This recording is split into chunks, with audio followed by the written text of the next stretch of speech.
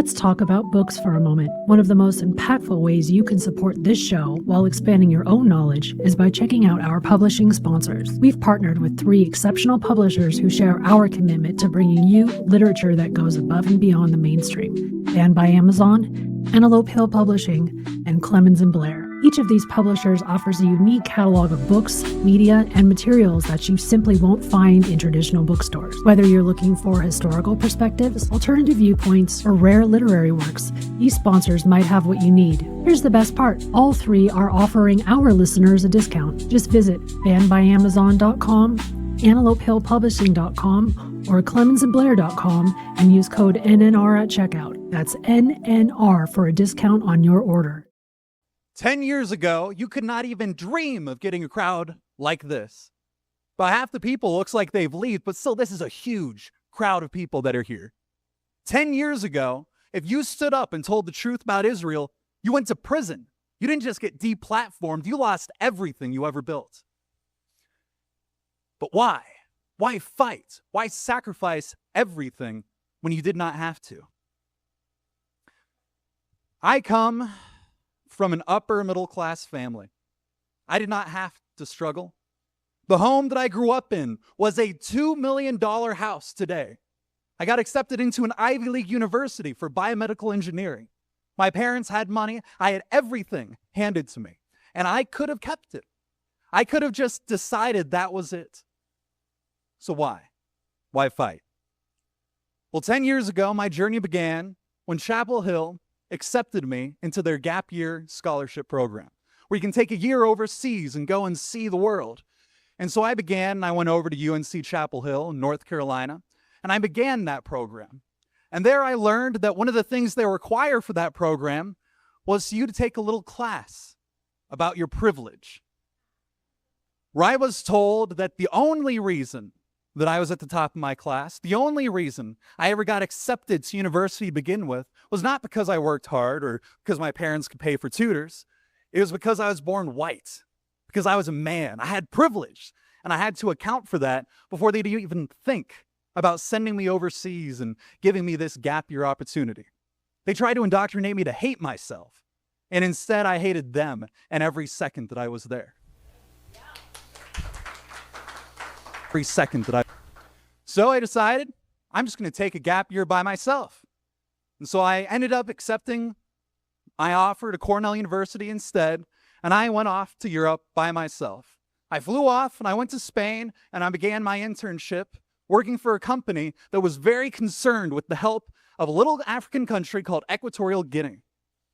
There, a brutal dictator rules over its citizens, forcing them to pull oil out of the ground, which they then just give off to oil companies. And as I began to translate and look at the names of the people involved with these oil companies, I began to notice a little pattern. Stein, Berg, Witz. These were the names of the people that were involved in putting up this African, essentially, dictator. But still, I was too young, I didn't understand. From there, I began my little tour of Europe. I began to travel across Spain after about 3 months of working my internship. And as I went into the south of Spain, I expected to see beauty, the beauty of European architecture, of everything that is beautiful there. And I speak Spanish and English. And yet when I got into the southern part of Spain, I could not understand a thing because every single sign was in Arabic. Throughout the south, the entire southern part of Spain was conquered.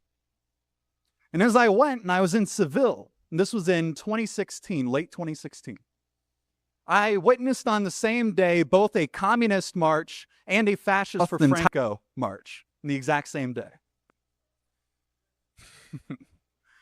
Where the communists were protesting in English, saying, "We demand Obamacare for Spain." That's what they wanted, Obamacare for Spain. Obamacare that made my parents' insurance go from $300 a month to $3,000, something that even my parents struggled to afford, that drastically lowered the quality of our life. And they wanted that for Spain, made me disgusted. And then I went and I saw the fascist march. And then, I saw it from afar, and they were doing their cheers and shouts. I walked over and I talked to them, and they were all Spaniards, all of them. They all spoke the Spanish language. And I asked them, how can you possibly support Franco? Wasn't he an evil man? Wasn't he a horrible person? Didn't he do all these terrible things? And then they began to tell me about how Franco's the hero of Spain, about how he saved them from the communists that were massacring the nuns, saving them from businesses being destroyed, their country being burned down. And so we need great men, they say, great leaders to keep them out of war, because Spain never entered World War II. So at the same time, shortly after speaking with these men, I began to pay attention to politics back home, to the rise of Donald Trump. And there I began to hear him say the exact same things that those Spanish men told me made for a great leader. Stopping entry into foreign wars, rebuilding the economy, putting the culture first, restoring America. So I began to support President Trump. Shortly after that, I began a little tour of Europe and a few other places. I traveled all over. I went to Berlin, London, Dublin, Porto, Lisbon. And yet in every single city, it was exactly the same. Full of Arabs, full of Muslims, full of people with no connection to the dirt, to the soil. But I began to talk to them. I talked to the Egyptians, Argentinians, Syrians, Palestinians.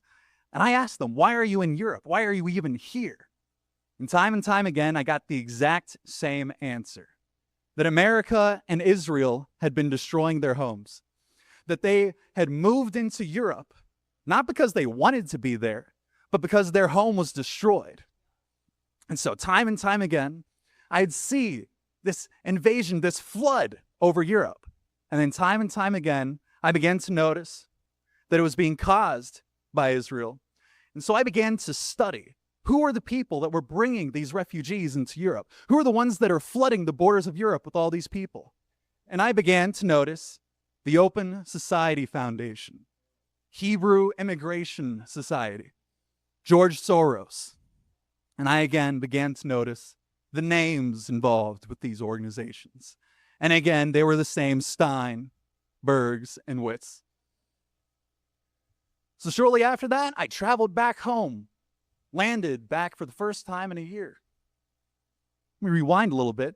After Berlin, I spent a day in Berlin.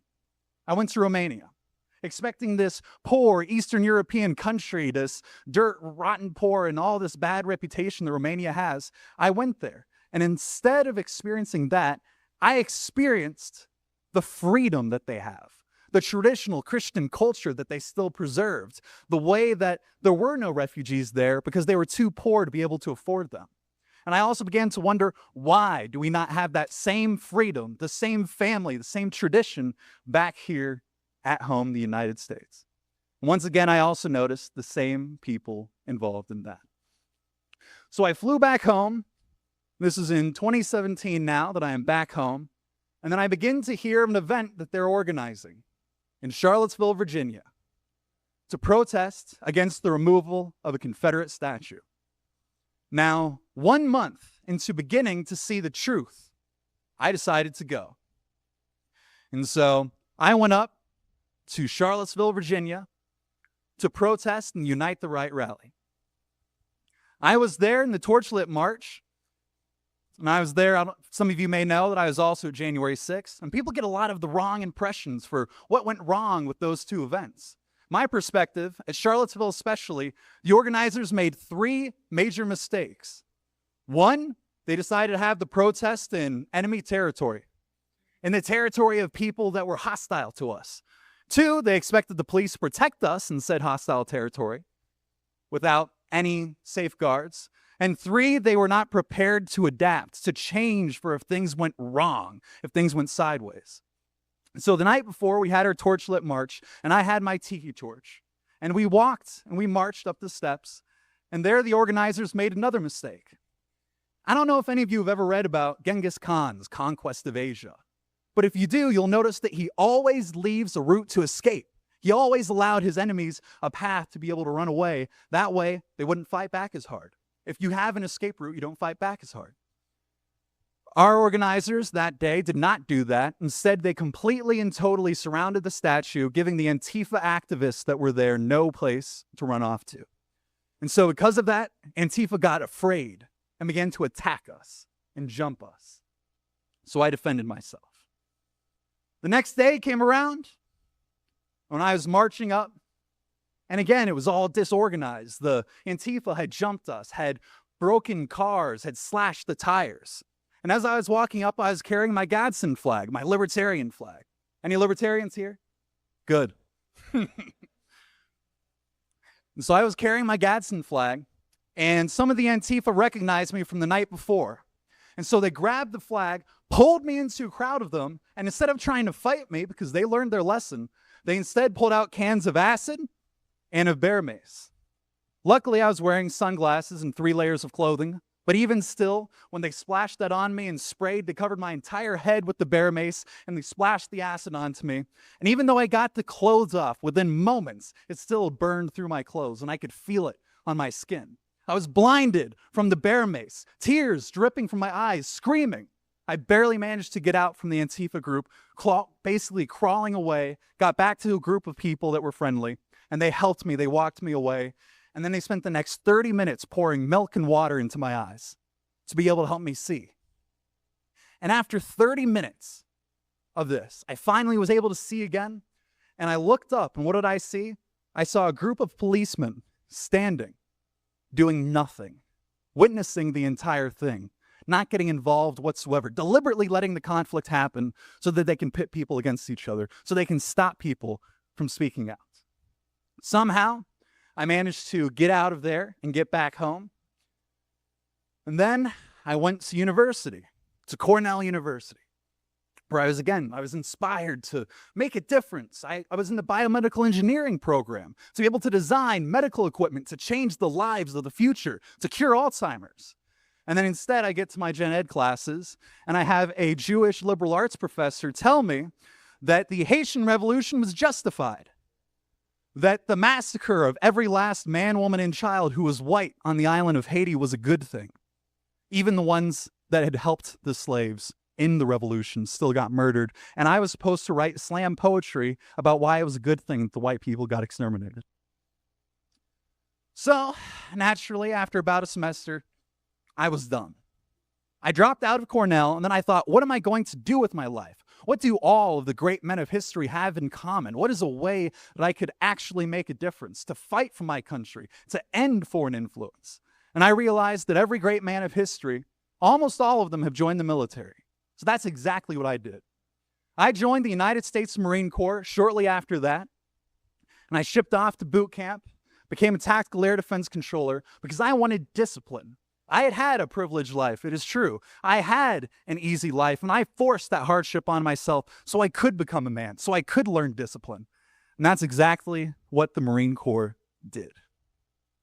Years later, after I entered the reserves, after I started my own IT company, running an MSP, for those of you that know what that is, years later, January 6th comes around, and I decide to go to the Capitol to protest against the stolen election.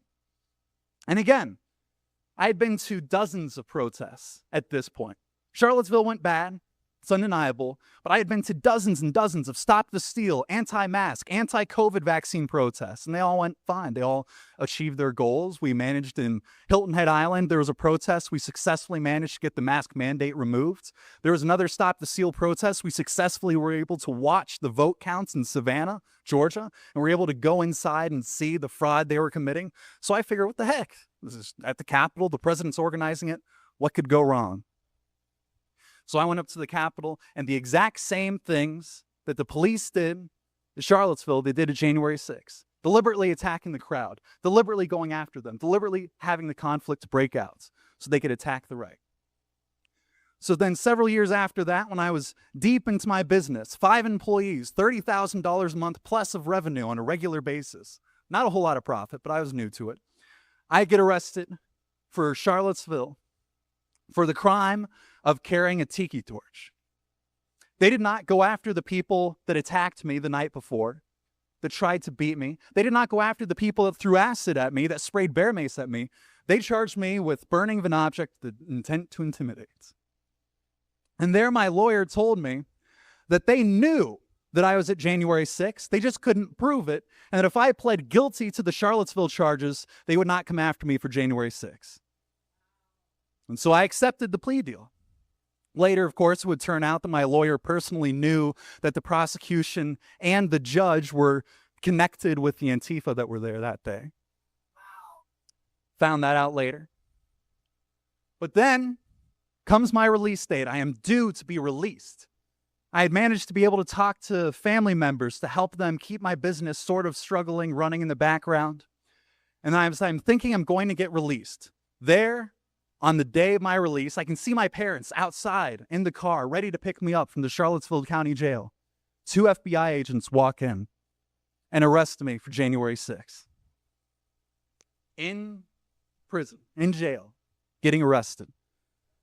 To say that I was depressed would be an understatement. The amount of sadness, the sheer despair from that, I hope no one ever experiences anything like that. And so they tried to get me to break, and I didn't want to tell them anything, so they threw me in solitary confinement for a few days. Then I got out on bail, on an ankle monitor, and my business was done. Truist Bank shut down my bank account, closed it down, both my business and my personal bank account, preventing me from being able to get my money. I couldn't pay my employees, I couldn't pay vendors, nothing. So I had to shut my business down. I had multiple rental properties that I was renting out, that I owned, that I was making a profit on, that I had to sell in order to help fund my legal expenses. All of my friends and family abandoned me, except for my parents and my loving girlfriend, of course. But pretty much everyone else abandoned me because they were afraid of getting attacked. Even people that agreed with me were afraid because the media branded me as this evil Nazi. And so I spent some time. I went into prison. I spent 5 months in federal prison, and I got pardoned by President Trump. And I thought,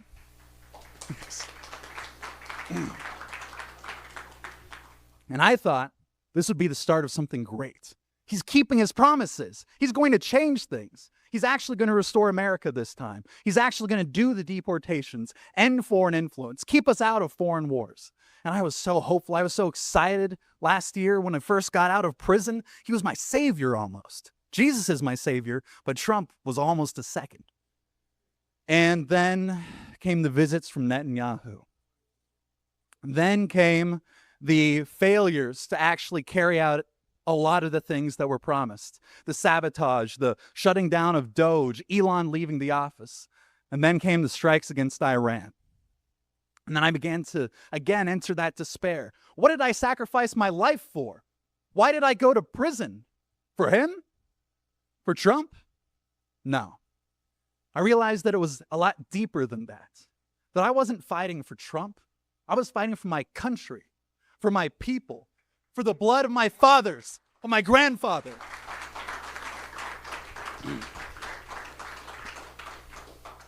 I was fighting so that my sons and my daughters that I plan to have in the future, so that my grandchildren, so that for generations and generations to come, they can look back at me, they can look back at us and know that I fought to stop the calamity coming to our nation.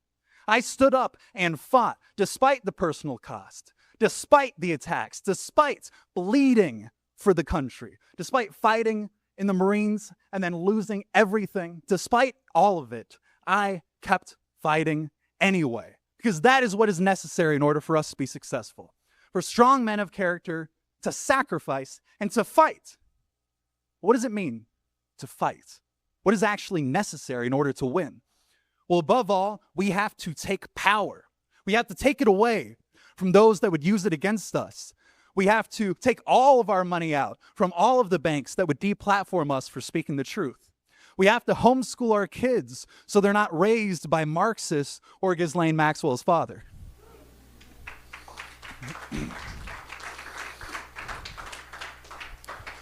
We need to build the infrastructure necessary so that we can be successful, so that we can survive. Because if there's one thing that I learned while I was in Europe, it's the fact that Israel is trying to genocide not just the Palestinians, but everyone. They would happily ethnically cleanse the entirety of the Middle East, genocide every last Arab there, and then send them into our lands. That way they can wipe out 2 races at once.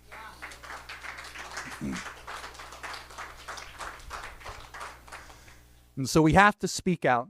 We have to unify. We have to connect with the men to your left and to your right. And you have to build the infrastructure necessary and connect with each other to have a network to be able to overcome the Zionist cabal, to be able to overcome everything they're doing so that we can make a difference, so that we can fight, so that the soil that my ancestors bled for, my fathers and grandfathers in every war in this country's history, back to the Revolutionary War, my family has fought in. Many of your families have fought in. So that their sacrifice would not be in vain, so that their sacrifice would not be forgotten, so that we can build a better world, a better future for them and for our children for generations to come. So that's why stuff like this is so important, so that we can make a difference and connect, because something like this would have been impossible a decade ago. So, in closing, in the words of one of our great founding fathers, in a very similar way, I'm thinking, do I want slavery to Israel? Do I want slavery, or do I want liberty? So in the words of that founding father of our nation, I do declare, give me liberty or give me death. God bless the men that fight. Thank you. They have a plan for South Carolina, and it doesn't include you. The Uniparty told you that the system was broken. They lied. The system is working exactly like how the Swamp Uniparty designed it, to strip you of your wealth, your history, and your future. My name is Tyler Dykes. I'm a Marine, a business owner, and the one thing that the DC Swamp is terrified of: a candidate they cannot buy and that they cannot control. My opponents? They're consultants, they're lobbyists, they're the Uniparty in cheap suits who are selling out your family's future in order to earn their next promotion. Meanwhile, low-country families are suffering from the rising cost of living, and military veterans can't even get the care they need that they've already earned. These other candidates, they didn't sacrifice for this country. I lost everything. They stripped me of my career, they tried to silence my voice, and they tried to break my family. But they forgot one thing. You don't break a Marine, you make us harder. We aren't fighting a Republican or a Democrat. We're fighting a regime that treats the American taxpayer like a piggy bank for foreign wars and servant to global interests. I'm not asking for your permission to represent you.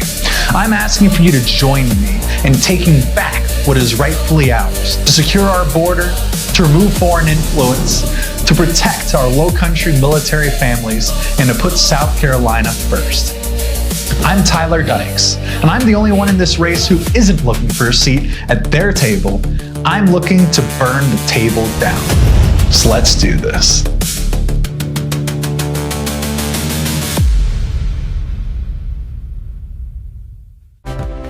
Night Nation Review now has its own convenient super chat system built directly into our website. Just go to nightnationreview.com, pick an amount, write your message, and send it directly from our own site.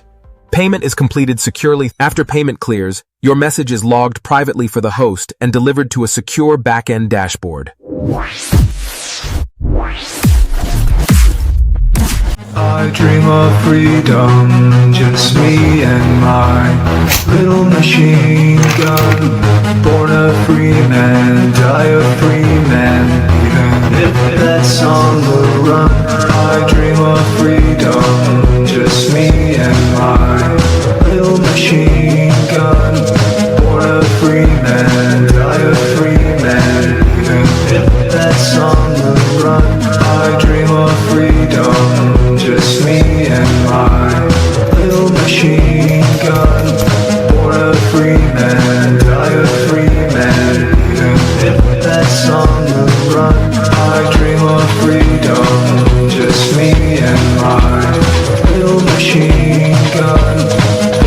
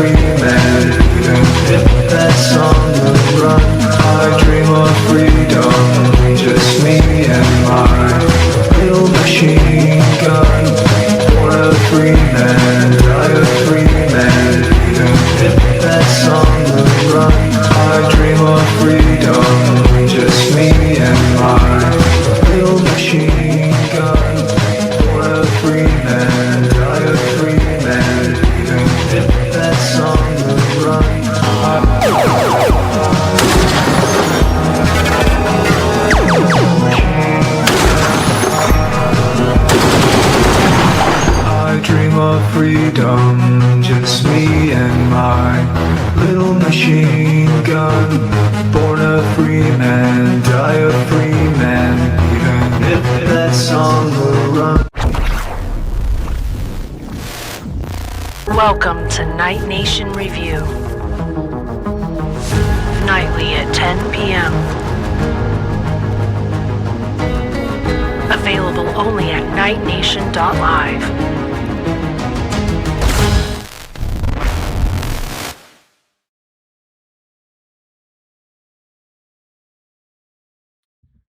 Hello, everybody. Hello. Welcome to the show.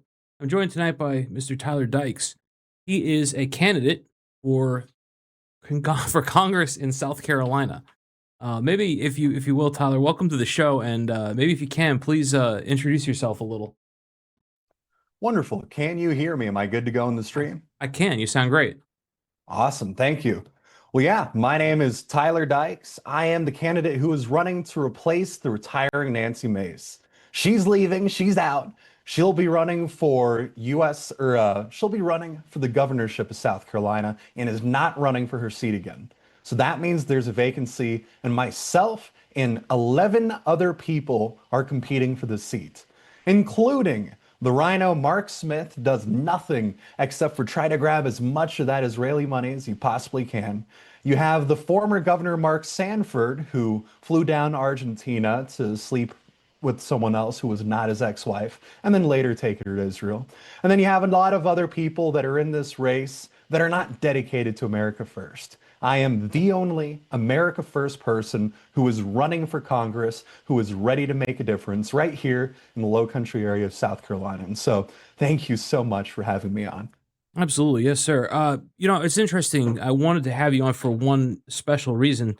I think that you're in a particularly challenging race just for the fact that you're honest about what's going on in American politics.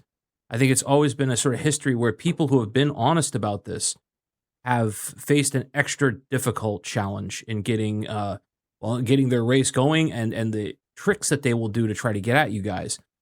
What has that been like for you? Because you've been very honest about the Zionist occupation aspect of American government. And that's sort of been a third rail in American politics for the longest time. How has that been? I know that's, let me just ask you, how has it been? It has actually been surprisingly hope-filling, where I go out to a lot of these events and so many people online say, oh, the older generations, they're lost. If you're over 60, you'll never understand what's going on. And yet I go out here to these official Republican Party events, and I am speaking to a crowd of people, and they agree with me. There was one particular event that made me decide to start running, where I'm talking about my experience in going to prison for January 6th. And I'm out there and I'm frustrated at this point, right? This is about 6 months after I got out. And now it's very clear that we are not going to get what we voted for. It's very clear that the Republican Party is going to sabotage anything from actually being done. We have traitors in the House, traitors in the Senate. They've got to go.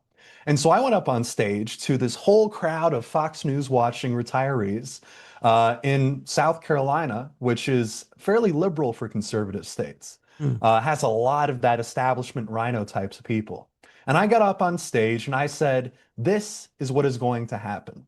Either the Republican Party will stand up and actually fix the problems that are going on in our country, or a new movement will rise out of its ashes and they'll be the ones to fix the problems.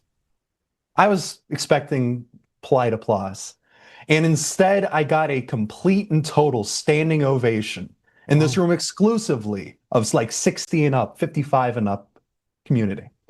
And then afterwards, they approached me and they said, hey, you should really think about running for office. We agree with everything you just said. And so it absolutely has been a third rail. I have absolutely had people come up to me after some of these events and call me an anti-Semite because I dared to say that Israel is not our greatest ally, and to be called and belittled and, but yet there's been such an outpouring of support from the community. I really think that I have an excellent chance of winning this thing, speaking the truth. Absolutely. That's a great thing to hear. And, it might just be that the time has finally come, that the people are ready for this, that Yes. Israel in particular has gone so far, so above and Yes. beyond with their genocidal craziness that the average person, people aren't blind. They know what's going on to some degree with that stuff, and they don't like it. I think it was a harder sell back in the day when you used to have to try to convince people with numbers and stats about money going out and our politicians being compromised. That's a little harder of a sell, but when you see it, streamed, a gore fest streamed in real time, Yeah. hard to deny. So you're a former Marine. Tell me, how did that play into all of this? It gave me the discipline to be able to see this kind of thing through. By the time that I got attacked for January 6th, by the time I got attacked for daring to stand up against the power that be, I'd already served in the Marine Corps, went through boot camp, spent a year and a half active duty. I went into the reserve and I had my own business. So by the time that I really started to really get attacked, I already had discipline. I already learned how to mentally condition myself to make it through hardship. And so it wasn't anywhere near as bad as it could have been. And so I am just very thankful for the fact that I had that experience. And not only that, but I went to boot camp not 40 minutes down the road within the district that I'm running for. And I live here. I went to boot camp here. This is my home. And so, if anything, my experience in the Marines just made it so I was not only more dedicated to fighting for the country that I love, but now I actually have the power to see it through that I would not have otherwise. So that's probably the biggest impact that that's had on me. Wow, you did mention just now the January 6th thing. So tell me, what was that like? Because you said it. I used your speech as I mentioned. I used your speech as sort of an opener to kind of introduce people to you and your background. But what was that like? Because you guys were. We've seen the footage, and we've seen people were welcomed in. I mean, they opened the doors in a lot Yes. of cases and welcomed people in, and everybody that was there was kind of caught up in something. I think some people obviously did some things that weren't maybe great. Some people smashed some windows in and this stuff. Some of those people I think were probably very suspicious. Maybe plants, maybe not. Who knows? But one thing or another, a lot of the people who were there were just MAGA people that were wanting to go there because Trump said to come. They were going there for very patriotic reasons, and Yes. I'm sure yourself included. And to get swept up in that, to sort of have it swallow your life, like that must have played a role in this too. Because I mean, that's a pretty ugly consequence of a corrupt government, or just even one that's unbalanced. How did that affect you? A lot of people sometimes get the wrong idea about what even January 6th was about. The whole point of it is the fact that dead people were caught voting. People who were 130 years old were still had all these issued social security numbers, and they're going out and voting. And they're voting straight Republican and then for Biden, or they're not voting for anyone except the presidency, which is Biden, and they're leaving everything else blank. That doesn't happen. There were tens of thousands of cases like that in every swing state. And so the whole point of January 6th was just to sort of encourage the idea of a recount, of making sure that the votes were legitimate. That was the whole point. And so there were dozens of protests that I went to before that. I went down to Savannah, Georgia, and I went and was able to actually help watch the poll people that were going through and counting the votes. And we actually caught them on video switching votes. It was on video in Savannah, Georgia, where they were switching votes and counting votes that were marked for Trump for Biden. We had that on video. And so when we heard about everyone going to the Capitol and basically doing the exact same kind of protests that I'd already been to a dozen of, already gotten the footage and evidence of a lot of the fraud that was going on, I said, yes, let's go.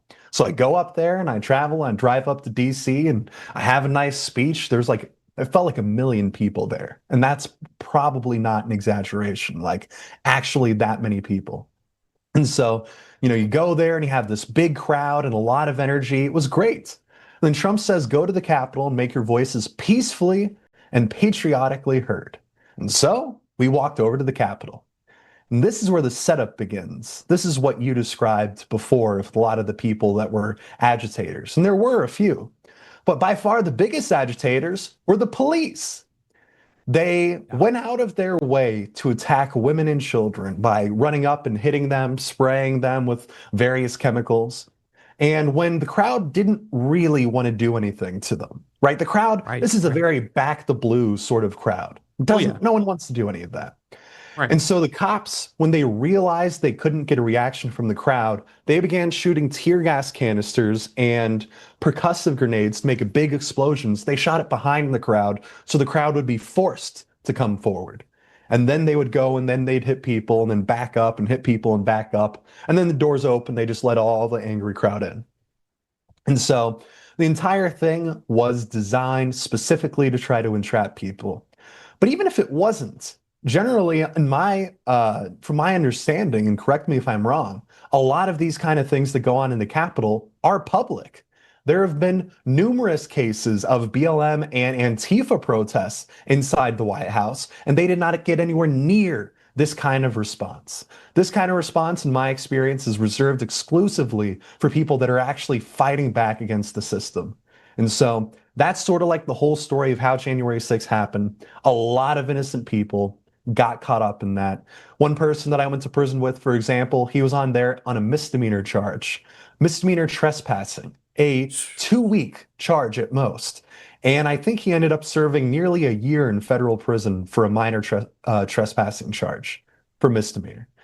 And when I was in federal prison, I think they wanted to kill me. I genuinely believe this because they put me into a room with 10 illegal alien cartel members from South America. Wow. Luckily, I speak Spanish. I learned Spanish in school and I went abroad for a year and spent most of that time in Spain. And so when they started to talk to me, I was like, hey, I'm a good guy. I'm all right. And I tell them this in Spanish. And because I made that effort, they didn't mess with me and they didn't do anything to me that they probably otherwise could have. And I absolutely think because there were plenty of other places I could have been, plenty of other rooms, plenty of other cells. And I genuinely believe that people wanted me to get hurt for daring to speak out against the system. And so that was a very eye-opening experience for me. And so that's also why I am another reason that I'm running for office is because I got to experience that injustice. And now I want to use the power of the federal government not only to go after the left in that way, but to actually hold the people accountable who orchestrated that whole mess and stopped us from getting justice for the American people. Absolutely, and I think you said it right. I mean, the entire purpose of that, or the stated mission anyway, was to just get a recount that was accurate. I Yes. remember up here in Detroit, they had a thing where they had covered over the windows with the pizza boxes to stop, vote counter people from looking in. There was an incredible amount of bad behavior that was implying that there was something wrong. There was another one, of course, where they had entire suitcases full of pre-made Biden ballots hidden under the table that they wheeled out after they had called an excuse where they said there was flooding, I believe it was, and then they'd wheeled them out. So, yeah, there was plenty of reason to have to demand a recount, and I think that there's every reason and every right that American citizens have to do so. You did mention, though, that there are other leftist groups and causes, very militant ones, I might add, that do things with the Capitol. I know there was ones that were very militant. I think there was even ones that had something to do with a bombing. With one of them was Susan. I'm trying to remember her last name. She was a founding BLM. I'm trying to remember what her name was. She was a Jewish woman, and she was involved in a bombing of the Capitol, and she got off very lightly, and it was very strange. She ended up being an advisor for BLM in their founding stages. So there's some very, very, very criminal things that have happened with leftist things in the Capitol, and they seem to get off very light. So that is absolutely something worth noting. Yeah, wow.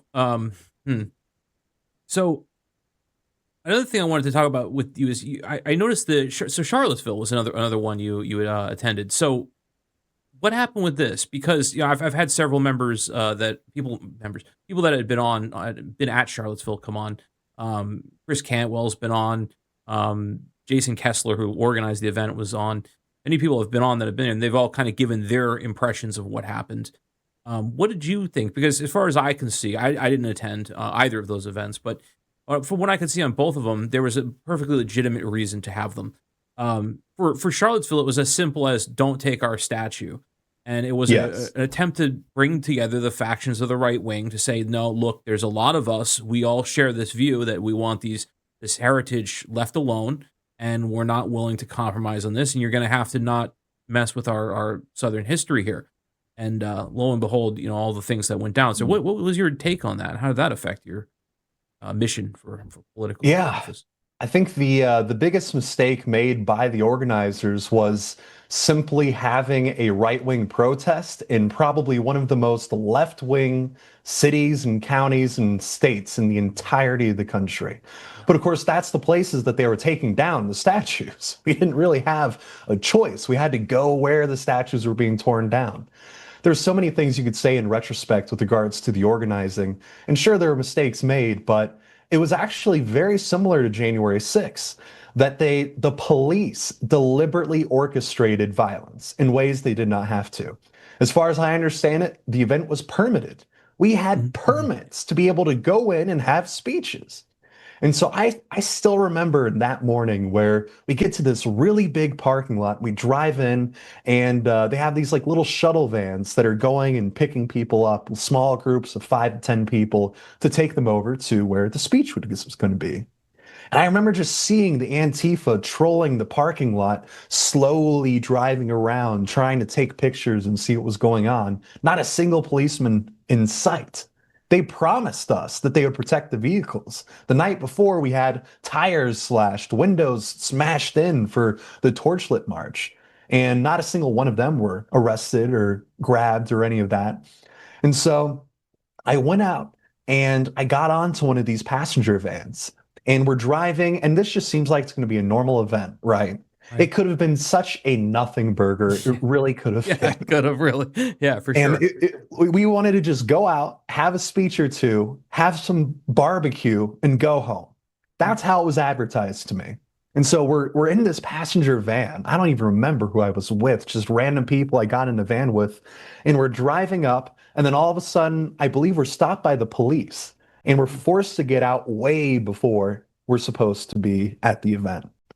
So we get out, and the police basically make us march right in between columns of Antifa in order to get to the staging ground, to a place we had a legally protected permit. We had every right to be there. And the police were there also to keep the peace. Not only did the police not do their jobs, they deliberately caused the conflict and pushed us into each other.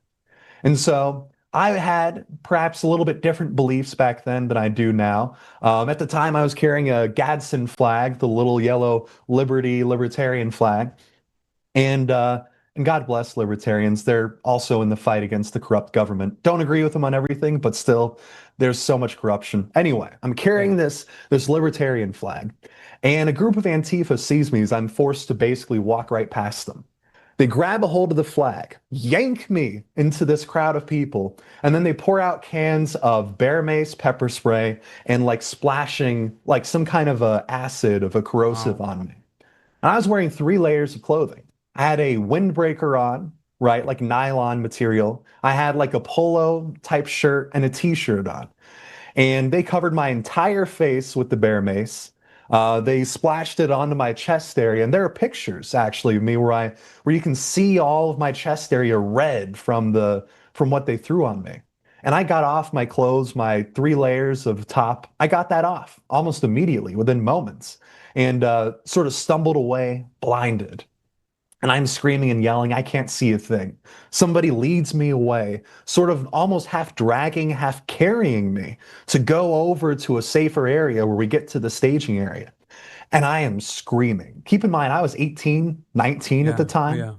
Never, this is before I went into the military, before I did anything like that, had no experience with conflict. I was just a kid that grew up in a mostly white town in a upper middle class suburbia, never experienced anything like this before. And so I'm sitting there and I'm screaming as they're pouring milk and water into my eyes. And finally I begin to see, and as I look up, a whole crowd of cops stood by, watched the whole thing. They saw everything and didn't do a thing. So I wanted to leave. And this isn't something I've mentioned a whole lot to people before, where I get up and I'm like, okay, I'm done. I'm never going to protest again. This is a horrible experience. I'm done with politics. I'm going home. And so I think police, at this point, I'm not really putting two and two together. I'm still thinking the police are my friends. And so I try, and they have this big space in between two different groups of cops. And so I try to sort of walk out between them and basically to thread the needle and to get the heck out of there and just go home. I was done. And I will never forget this. Whereas I approached this sort of gap in the barricades and moved to go through and to leave, after they watched me scream in pain, shirtless for 30 minutes, a police officer came, pushed me back, and pointed at the crowd of Antifa and said, "You go out that way." I remember that. It's That amazing moment you bring right this up there. because what you're describing, this being led through the gauntlet of Antifa, has been described to me by at least three other people that were there. This Yes. seems to be the exact like this. All the details you're describing, they described it exactly the same. So this seems to be set up and designed this way. It seems that they were hoping to agitate this kind of a confrontation. Yes. They wanted a conflict, and it wasn't even agitating the conflict. They forced it to happen. There was no avoiding it. The only way that we could have avoided a conflict would be if we fought the police. That would be it. We would have to have gotten sticks and shields and pushed back the police and marched through in our own way. There was always going to be conflict because of the way that it was set up. And so it was like that moment where that police officer pushed me back and said, "You go out that way." That was the moment that I decided that I would never be done with politics. I immediately switched from "I'm done, I'm never doing this again" to basically "screw you. I am Right. going to fight to the very end because that's not the way that I was raised to believe in America, the land of the brave, home of the free." Right. And then you have the police protecting this corruption. And so I ended up managing to make it out that day and going home. And so that taught me a very valuable lesson. One was never trust the police ever, especially in a leftist held area. That's one. And two, it's always to be prepared for the unexpected and have the discipline with backup plans to see it through. And so those were two very important lessons that I think have actually carried me very well in my life so far. Absolutely. That does sound like the kind of formative experience that kind of leads somebody to take on these challenges. Um, so let's talk about the progress of your campaign so far. So you've been probably raising money. I imagine this is the hardest part of the entire thing. How's that go? Yeah. I mean, that must be very difficult, especially because the whole thing, as far as I understand it, is you have to find donors, and donors, Yes. they want something for their money. They generally want to have at least an influence with you, and this is a very precarious thing because it's very easy that you can sell your legitimacy if you're not careful. So how do you approach something like that? More than anything else, what the donors want is to be able to say, "I gave that guy money and he won."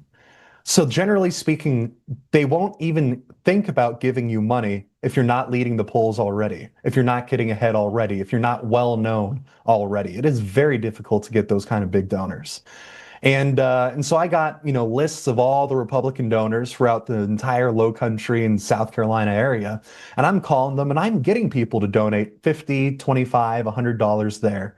Um, and that's by and far the biggest kinds of donations that I got, with the one exception of a person that I know personally who contributed the maximum amount to my campaign and said, "You don't have to pay me back or anything, bro. I believe in you. You're going to win this." And that was huge. And aside from that, I have not had any of these big kinds of donations, and I don't really want them. I don't need the institutional PAC money to be able to win this thing. I don't need the APAC funding like two of my opponents, Jay Byers and Jenny Honeycutt, who've taken very large amounts of APAC money to run in this race. I don't need that in order to win. What I need is to go out there, knock doors, hold events, and talk to people. And so, yes, it's been a struggle to fundraise. Grand total, I've spent about $20,000 so far in this campaign.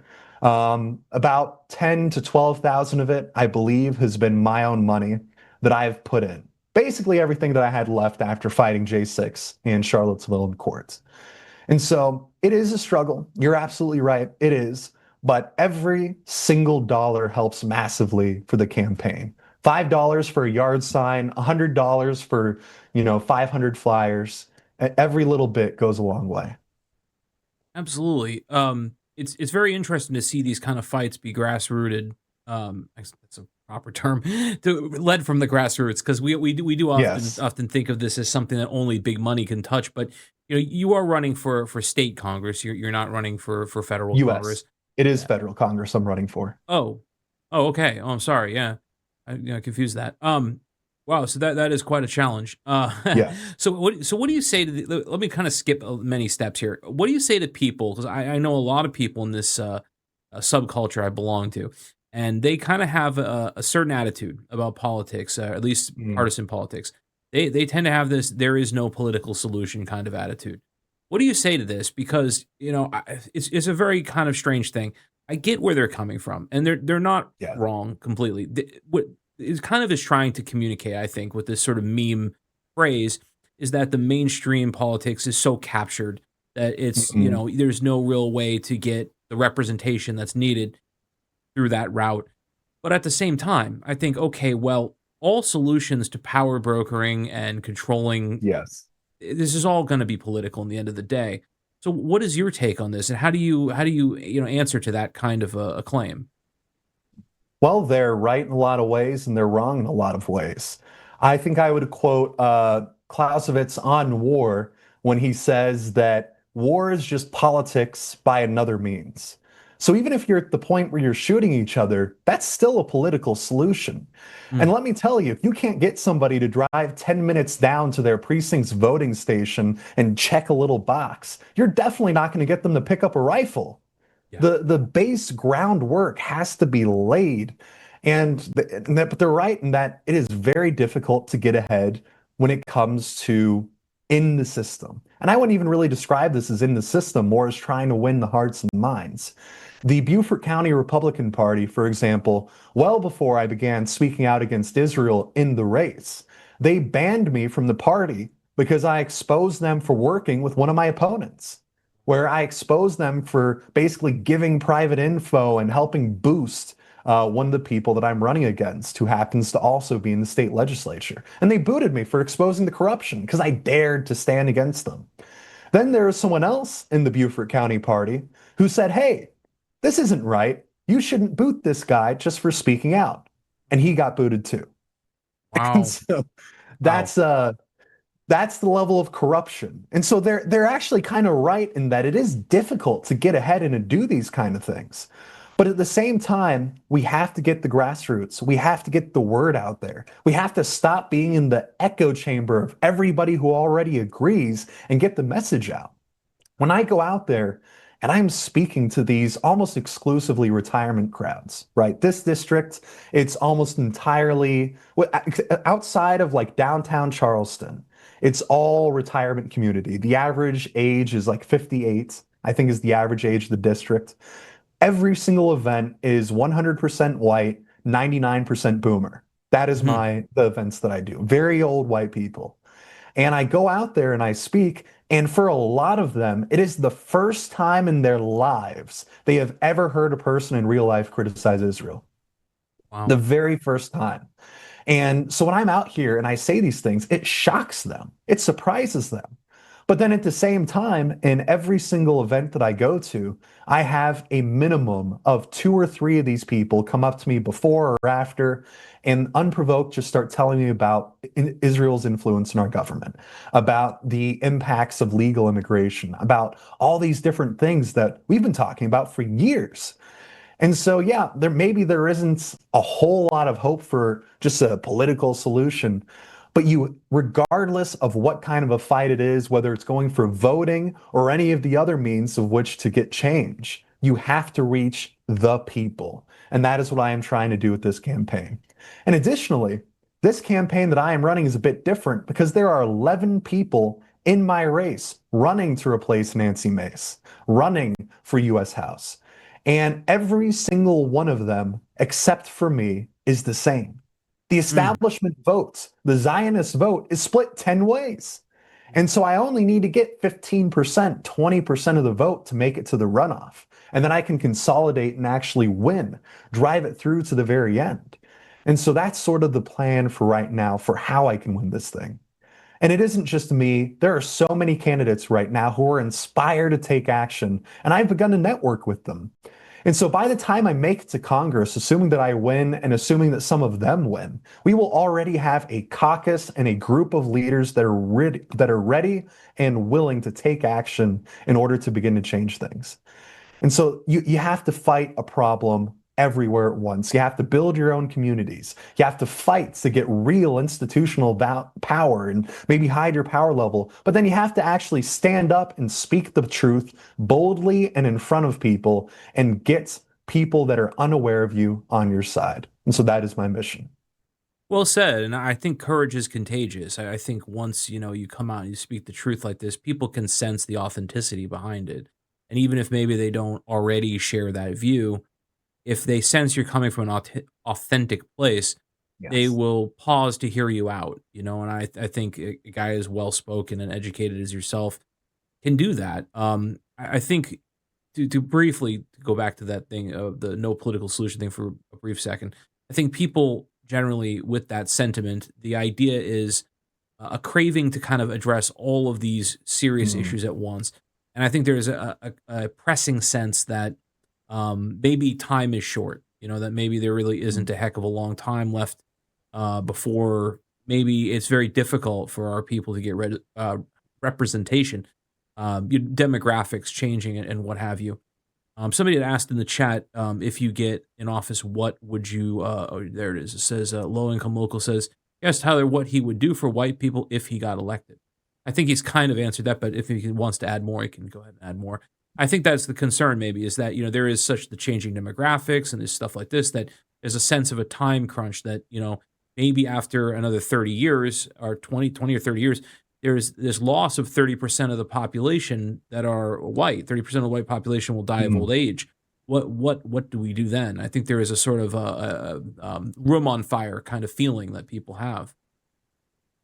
Well, then let's get into some of the policies that I'm supporting, and then you can decide whether or not for yourself if those would help benefit white people. And so, one of my main issues right now is I want to end immigration.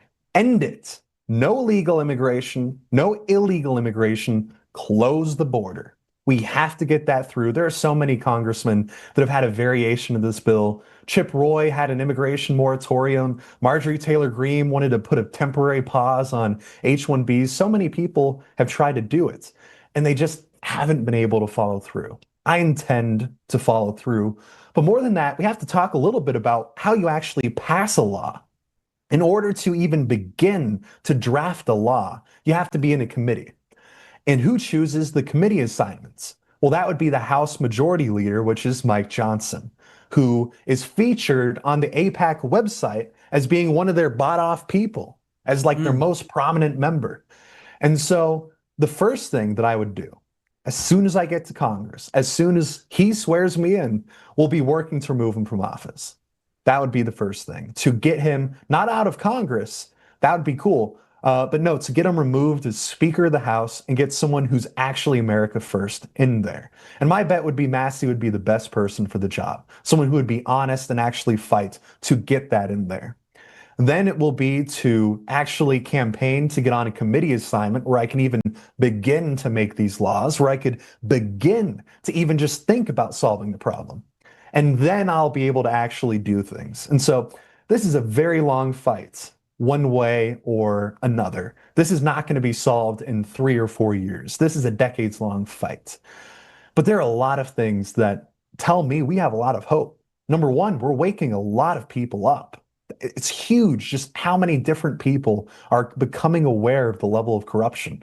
And then number two, and I think this is from Game of Thrones, where Robert Baratheon said, who's the bigger number, 5 or 1? 5-1. A unified fist will always beat out the disorganized rabble. And the disorganized rabble, that are all these BLM, Antifa, communists, socialists, Democrats, the LGBT, the pro-black, pro-illegal, all these different groups.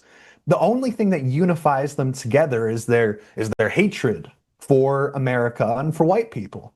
And so, an unfortunate or fortunate side effect of us becoming a smaller part of the population is there's less and less people for them to take out their anger on, and they're going to begin to turn on each other.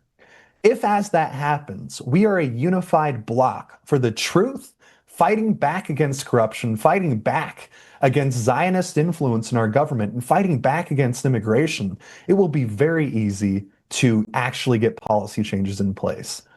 And so that would be my message to those people, that there is hope. We are going to do this. We are going to win, but only if you work at it. Very well put, and I mean, I think this is doable. I don't see any reason why we couldn't make policy where we shut down immigration. I think we have all the people we need. And I think it's flat out absurd that they have these H-1B things where, some guy will go to college for, let's say, I don't know, software engineering, and he'll Mhm. get out and there'll be no job for him. He might be great at what he does, but Ah, it's so much easier to get some guy from India, pay him less money. He's on the hook should he ever anger the boss or the yep. corporation at all, and they toss him out. He knows that he's deported as well, so he's effectively like an indentured servant. He's a sort of quasi slave almost. So this is ideal for them. They don't, this guy wouldn't dream of taking a sick day, right? You know what I mean? So like they don't have to Yes. put up with that average thing that normal people have with them as human beings. So yeah, that's really a hell of a thing. Are you alone in this? Are you the only candidate that's offering this policy of saying we want to do a total shutdown of immigration? I am definitely the only candidate in this race. I am not Mhm. sure about a lot of the other races. There are a lot of great people that I've spoken with in a number of races in Louisiana, Georgia, Florida, across the whole South, really. God bless the South. I don't know. Where are you from? If you're not from the South, I don't know. But I love the South. It's the most favorite place for me in this country. And I think we're going to make changes. But a lot of them are saying the same thing and wanting to make changes, wanting to connect.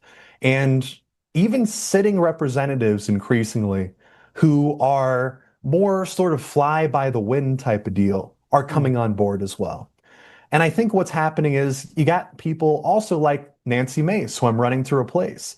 She is very, very smart. I have met her a couple of times. I've interacted with her a number of times. She is very much so on the edge of the wind. She's the Mm. kind of person who is always an early adopter of things. She was one of the first people that were running, I believe, to really buy into the feminism and the LGBTQ. But then she was also one of the very first ones to suddenly disavow transgender and disavow that kind of ideology and go after Epstein the second that she realized that the winds were shifting. And so we have a lot of very smart politicians like herself that are, well, not necessarily her, there are a lot of them that are very, very self interested. They only want what will benefit themselves. And so if the people demand an end to immigration and they can become a world famous congressman by wanting to end immigration, suddenly it'll be in their own personal, selfish self interests to support an immigration moratorium. And so I think that as this momentum grows, we're going to see a lot more people joining that bandwagon to try to say that they were first, to try to say that they're the ones that did the movement and they did not. But the result will be the same. We will actually get some of these bills passed. And that's what I'm very hopeful for. I think that there would be an incredible it'd be incredibly popular. I think most people Mhm. want this. Maybe not everybody, but there's certainly a large portion of Americans that want this. Our immigration system has been so wildly abused. It's kind of the joke of the world, really, because when I was a teenager, I went and to live in France, and with my family, I'm not under my own steam, but all the same, there was restrictions, right? They don't just let you come in. Most of the European countries are like this. I had to sign papers that I wouldn't work because I was 17 years old, and they didn't have a Mm. great labor market at the time. So I had to sign an agreement with the French government saying I would not work as a 17-year-old there. So like there's all kinds of restrictions that are normalized around the world for immigration, and we have very little of these by comparison. beyond that, Yes. there's just so much trouble that comes with it. I mean, you got the southern border thing. You have fentanyl coming in. You have human trafficking. You have an endless, list of these kind of problems. I don't know who's openly campaigning to keep this sucker open at this point. Like it sounds like a very unpopular policy. Yes, it is. And it's actually sort of funny that you mention other countries. Back in 2016, actually, I went overseas for a gap year trip, and I almost got deported from Ireland. I'd overstayed my visa in Spain by like 2 weeks, some minuscule amount, because they were really getting hit with the refugee crisis, with the waves of foreigners coming into the country in Spain in 2016. So I thought that I'd be able to get my tourist visa renewed. And then by the time that I realized they were no longer renewing these visas, I was unable to get a flight out to be able to leave the country in time. And so I leave and I fly over to Dublin. And I didn't have a return flight because I wasn't quite sure where I would go next. I had originally planned to stay in Spain. And I land in Dublin, and the lady at the airport tells me she wants to deport me because I overstayed my visa by 2 weeks in Spain. And that I needed to buy a return ticket out of Ireland right there in the terminal, or they wouldn't let me into the country. And I had to let them track where I went and track where I would go. And if I did not get on my flight to leave the country, they would send their special agents after me that were armed policemen to arrest me and deport me back to America. That is the level of policy that I think we should have for everyone who's coming into our country. Where if you're here on a tourist visa, you're going to be tracked. You stay more than 10 hours outside of your visa, you're getting arrested and are never let back here again. And frankly, I'd be open to even closing the tourist visas, not letting them in, period. They're just abused so much. There are a lot of industries though that rely on tourism, but they have to be very, very limited, if at all. And I think that's a very important thing. And then also to your other question, I'm not sure how many people are actually campaigning on full immigration removal, full ending of it. It is still sort of fringe of an idea. You got so many of these people that are like, we need them because Americans won't work the jobs. Like, Americans will work the jobs. There's somebody that I know who has worked so hard his entire life. He has 3 separate jobs where one of the jobs he had at one point was chopping wood and selling firewood for 5 hours a day. And then he'd go out and he'd go and do these like lifeguarding or go out on like fishing trolling or go out there and just do all these kind of different jobs. And he had a college degree.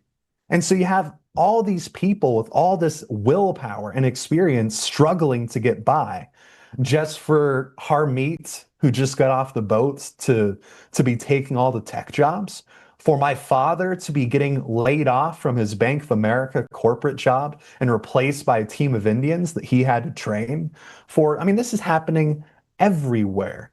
And even though I have no hate towards any of these people, it's very simple. Who do I want to suffer? Right. Them or my family? Who do I want to protect? My family or them?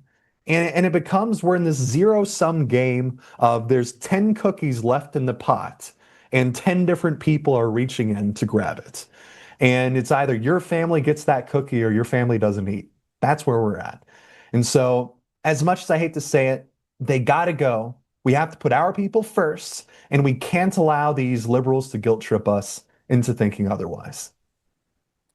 Very well put. I mean, unfortunately, that is the reality of it. It is a zero-sum game. There's just not infinite jobs, infinite resources, infinite homes, infinite space. It's just not a thing. Yes. So the reality is there's only so many, seats on the lifeboat, and we need to prioritize our own people, our own family, our own racial group, our own people. We cannot always have this concern for other groups and other outside interests. This has been so relentlessly abused because we are compassionate people, and unfortunately, we did this without enough of a sense that not everywhere in the world is this respected. Not everywhere is a high trust mentality that this is a shared understanding. It's a lot of the world sees this as us being suckers that are open to being taken advantage of. And I'm glad, if nothing else, I'm glad you're starting this conversation and starting the competition for this policy, because I think it's very, well, it's cutting edge, and it Yes. shouldn't be, but it is. And it's got to start somewhere. And like I mentioned to you in the private messages, some of this stuff does seem very, very difficult, very ambitious, but somebody's got to start it somewhere. And first, there's going to be one or two Amen. guys, and then three, and then five, and then 10, and then before you know it, the dam breaks, and it's much more of a thing where guys like you are being able to hold office, and we do get some freaking representation in our own country. Amen to that. It's regardless what you think of him, of Alex Hormozy, he said something, and I've mentioned him in a few other podcasts, that you need to keep doing something until it is unreasonable for you to fail. Where even if there's a 1% chance of me getting in or somebody like me getting in, well, if you run once, 1% chance, twice, 2% chance, 10 times, 10% chance, 50 times, 100 times. If you just keep fighting and never stop, you will win. The odds will shift in your favor. And that has also been the greatest power of our people, of the entirety of the European people, of the entirety of the American people. What has set us apart from every other group of people on the planet is the fact that we fight through when the odds are impossible. When the Marines in the Battle of Mogadishu in Somalia were outnumbered 50-1, they wiped out the enemy. When the Mongol Empire invaded Europe and conquered parts of Russia and were marching into Poland and Germany, they were beaten back despite the defenders being outnumbered 1,000-1 in some cases. And then the Revolutionary War, such a beautiful, beautiful example of this. Despite being beleaguered and outnumbered, George Washington crossed the strait and destroyed the enemy and won, fighting a global empire. That is the heritage of our people. That is what it means to be a white American. That is what it means for our culture and our heritage. So as long as we keep pushing that 1%, as long as we keep on increasing the odds again and again and again, our victory is inevitable. I love that attitude. I think that's exactly it. It's easy to get into a defeatism about this stuff and think, Yes. oh, it's over. But it's not good. Without the attitude you just described, we're we're losing the battle before we even fight. Right? I think this is an art of war element, if I remember correctly, that the battles are won before they're even fought, really, in this sense. So um, we need to have that attitude. We need to have that attitude. Yes. And some of this stuff won't work the first time, but if it's continued and it's relentlessly pursued, and it's pursued with that kind of passion and that kind of knowledge of the history of these kind of successes in spite of the probabilities, Yes. then eventually some will break through. And once a few break through, it's like that thing. I'm trying to remember. I think it might be the 100th monkey thing. Maybe that's what it's called. But it's where somebody sees that it's possible, and then once it's established Yes. as possible, then everybody starts to get in on it. It starts to become normalized and then become a real thing. And I think there's too many young guys that probably could be quite productive, quite helpful, and quite successful as political leaders, but they kind of write themselves off before they even get started as, oh, Mm. it's just the mountain's too big, I can't start climbing. So they never even put one foot in front of the other. They just Yes. assume it's over. Yes. And quite frankly, I might almost be in that boat if my hand wasn't practically forced. There's nothing that makes you go into politics quite like being sent to prison and for fighting for politics. For then you get out into the real world, and every day is just a struggle to make a change, make a difference.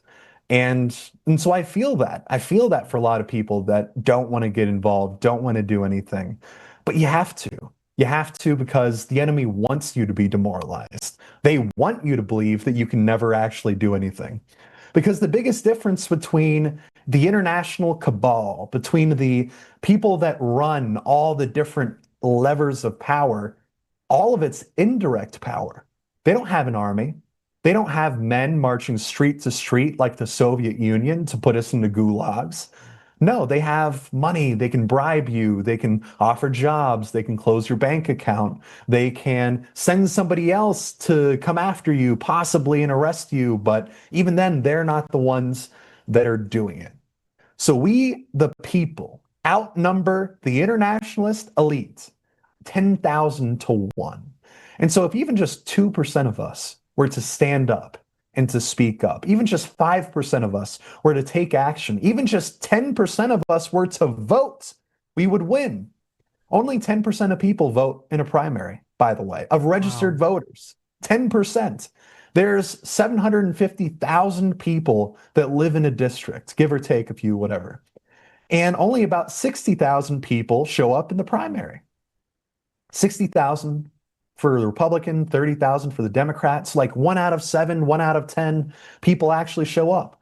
So even if there's only 10% of people in this district that will ever agree with me, if every single one of them shows up, I'll win in a landslide. And so they want you demoralized. They want you to think that we can't win, that there is no solution. And the only way that they win is if you believe them. That's really something. I didn't realize it was that bad. 10% of the people vote in Yes. the primary. Wow. Um, yeah, that's really crazy. I think that the demoralization thing has been quite effective. They've really convinced certainly the youth, and I mean, I think you mentioned it a little bit in your speech there in the beginning of the pre-show. Um, Donald Trump was a big part of this in a way. I think a lot of younger people got involved and got kind of interested in politics around the Trump thing. Mm. And then I think they felt a very, very, I mean, I could, to myself to some degree as well, felt kind of a very large sense of being let down and deflated. And that this is all garbage, right? That it's fake. So this was a very demoralizing experience. This whole cycle of this. And in round two, it seemed like, okay, well, he finally gets back in. Maybe he's going to do the things that he wasn't going to do. And he kind of, I don't know how you describe this second Donald Trump presidency, but I personally wouldn't describe it as particularly very good. So I'm not happy about it. yeah, exactly. So how do you hearten the youth? How do you make them re-engaged in the political process? Because in your case, like you actually said, it's maybe it's a wrong question for you because your constituency is gonna have to be the older folks. But how do you get the younger people involved? Let's say the under 50 crowd, because they are very, very demoralized. I mean, you can see it in the chats. I'll put it that way. They always want to, they're very thinking that all of this is a waste of time. Basically, how do you convince them otherwise? It's either we take action or we die. That is where we're at. And so, yeah, Trump has not done a lot of the things that he said. But are you really going to go and vote for Kamala? Is that what you're saying? I mean, it's like, two sides of the same coin. But at the same time, it's like there was no better option in that race. There was no one else who would have made things better at all for our country. Trump was a chance, and we took that chance. And unfortunately, just things have not gotten done the way that they should have. Things have not been taken action on the way that they should have. And I think a lot of that is because of the pressure. And I also think that if it was us that had the power of these lobbies, that if it was us and our people that had the control and the power in this country, he would have followed through in a lot more of the things that he said. And so this is bigger than any one man. That's also something else that I want to say. There's a lot of discussion that one man is America first or isn't America first, that it's this leader or that leader. None of that matters. What matters is the entirety of the movement as a whole, of the goal, which is fundamentally the survival and the preservation of the American people. And anything that advances that goal is a good thing. And so it's either we work and we advance that goal or we accept our extinction. We accept our replacement by the foreign hordes, by the foreigners from South America and Africa and India, and we let them just take everything that our ancestors built. We do that, or we fight back and maybe we win. But you know what? Even if we won't win, I would still rather die on my feet. So that would be my stance. Absolutely, absolutely, yeah. No, it would be better to lose fighting than just be like, "Nah, we'll just Yes. die now." Um, so let's take a little bit of a look at what you're proposing here. So I have this is your platform up on screen. Let's see if I can Mhm. zoom it in a little bit so we can get a better look at text there. So number one, you're talking about fixing the economy, bringing home manufacturing, ending property tax, lower income tax, deporting all capital illegals, opening millions of jobs for Americans in doing so, ending the H-1B scam and all other work visas so Americans can have jobs again. What's been your taste for this so far? I mean, obviously you've spoken about this in public in front of constituents, and Mhm. what do they think? Are they for this? I imagine they would be. I have almost unanimous support for that part of the platform you just read off. Across the board, every age group, they love it because it's common sense. It's the stuff that needs to happen that would benefit people. One thing that I don't have on there that I should add on there is to eliminate the payroll tax. When I ran my own business, I had about 5 employees, and I ran this IT company where I worked and I helped like older people repair their computers and stuff like that. But I also did a lot of sort of cybersecurity and server work for businesses. And I paid my employees fairly well. It was 25 to 30 an hour, depending on how good they were, for entry level work. This is very, very good people that I had, and I was making enough money that I could afford that. But as I looked at their checks, they would end up getting a $1,600 paycheck, and I was spending $3,500 on the taxes and insurance in order to be able to pay them. And so we could literally double the wages of every single American overnight just by loosening regulation and eliminating the payroll tax. We could literally double. And so if we want to deport all of the illegals, right, and I do want to do that, we then have to consider the fact, unfortunately, inflation has in fact made it so businesses have to hire illegal and foreign labor because inflation has driven the price up. And so the way that we account for that to make it in self-interest of the business owners is by eliminating those taxes. So now not only are there no foreigners, but they can now afford to pay Americans what we are owed. And so whenever I say that, whenever I say what's on the platform there, it is almost unanimous support. Everybody agrees with it. That doesn't surprise me. It's very much what I've sensed in people. I don't really see too much that would that anyone would have a ground to stand against. You know, like what would you Yes. what would you promote the opposite of on that list? It's all pretty good. I could see people that benefit from the H-1B scam being defensive. Famously, I think you probably heard of this one, the Elon Musk thing, right? Where he decided to go on some kind of personal crusade, fighting people on that one and being like, oh, he said, "Fuck your face" or something in regards to some guy who said they wanted to end this. So there are certainly some people that I guess you could call them oligarchs, I guess, like him, that Hmm. would want to fight for their ability to continue to make use of this thing. But other than that, I don't really see anything else where you're going to have too much opposition on that list. Yes, that's correct. I agree. The next one down, you say restoration. You have ban DEI and critical race theory from schools and universities, all government jobs, the military, the private sector. Then ban all displays of LGBT influence from public property, and restore the Constitution. I don't see anything that's hard for any. I mean, I don't see how they oppose that. I mean, I could see that you would have trouble with the LGBT lobby, but good. Yeah, Yes. so you have to, right? You have to do what you have to do on that one, and there has been even for people that like that, and I don't, my audience doesn't, but for people that did, they have to admit there has been far too much of this as a takeover of public space, even if it Hmm. were to be considered a good thing. Yes, they have.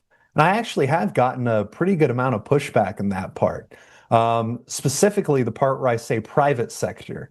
I've got a lot of people that are very much so, don't you touch my, my flag, don't you get into my businesses, let businesses do what they want.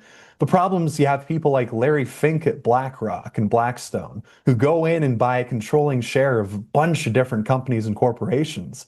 And then they require them to lay off all the white men and promote DEI policies.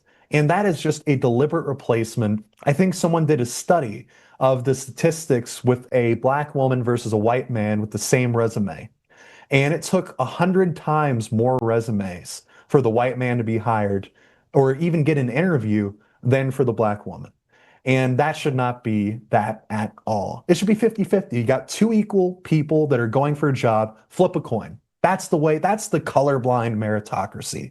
We don't have a colorblind meritocracy. We have the rule of the unworthy, of people that do not have the skills to do it that are getting pushed. And if we do not combat that in the private sector, then we are just allowing all these jobs to be taken by foreigners. And so there are a surprising amount of people that push back on the private sector part, but that is very much so necessary, in my opinion.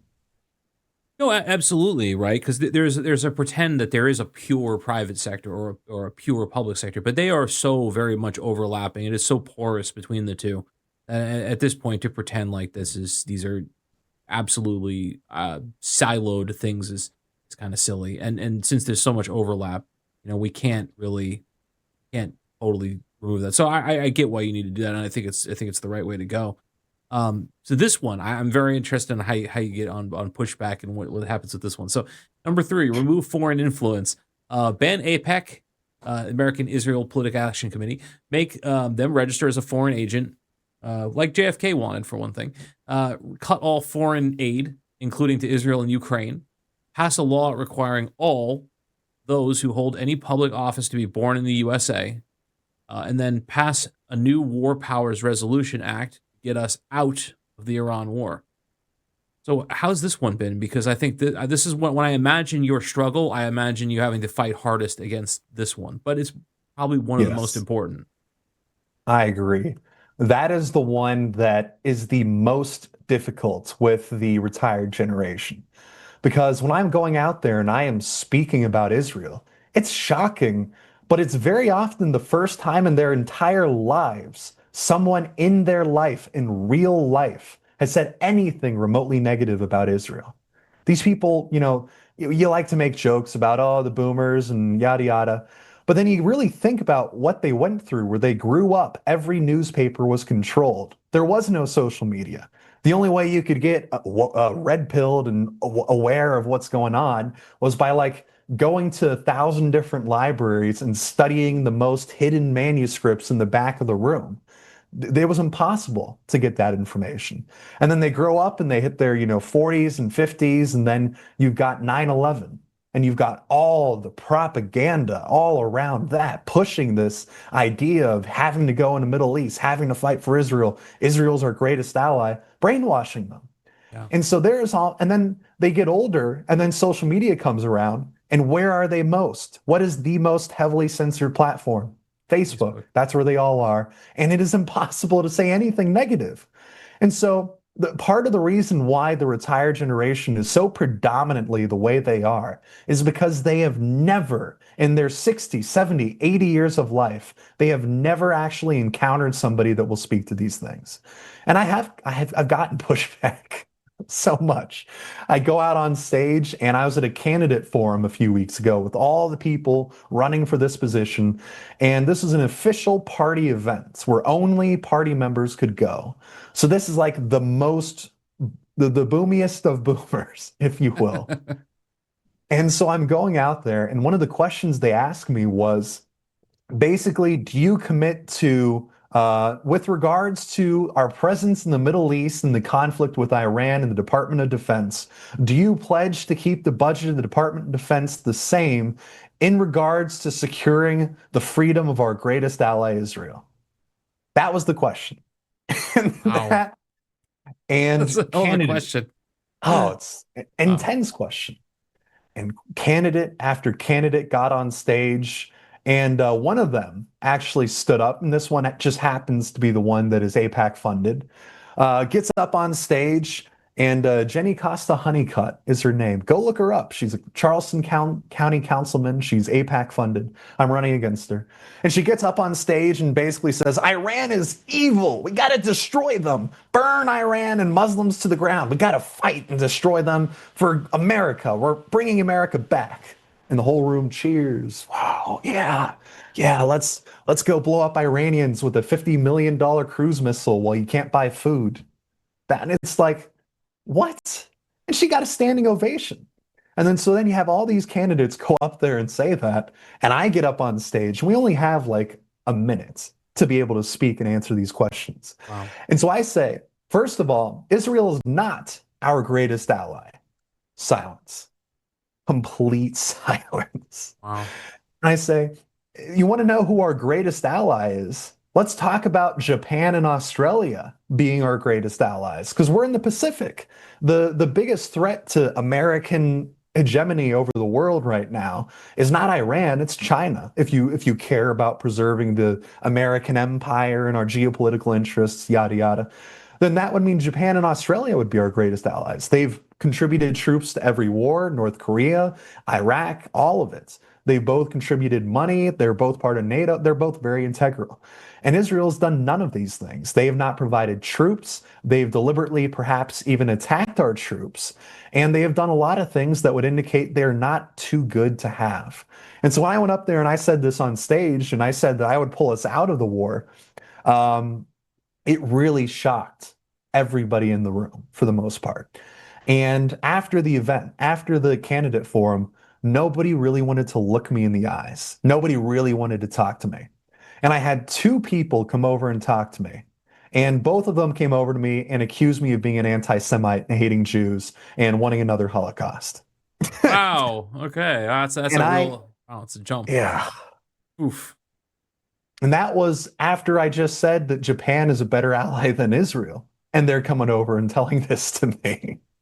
And so I didn't even get into the anything. I was not hateful whatsoever. I was just talking geopolitics. And then they come out here and they're telling me just lie after lie. Well, I think you just hate the Jews. And I'm like, no, I don't think so. I don't hate anybody. I just want what's best for America. And they're like, you just hate Jews. But then he got a thought, it looked like, and he started thinking and he walked away thoughtful. And so what I like to think, at least what I pretend in my head, is because I was probably the first person that he had ever encountered, any of the people had ever encountered who told the truth about Israel like that, I really do think it made a difference to a lot of them. And so maybe it's not my time to win this time, but I do think it is.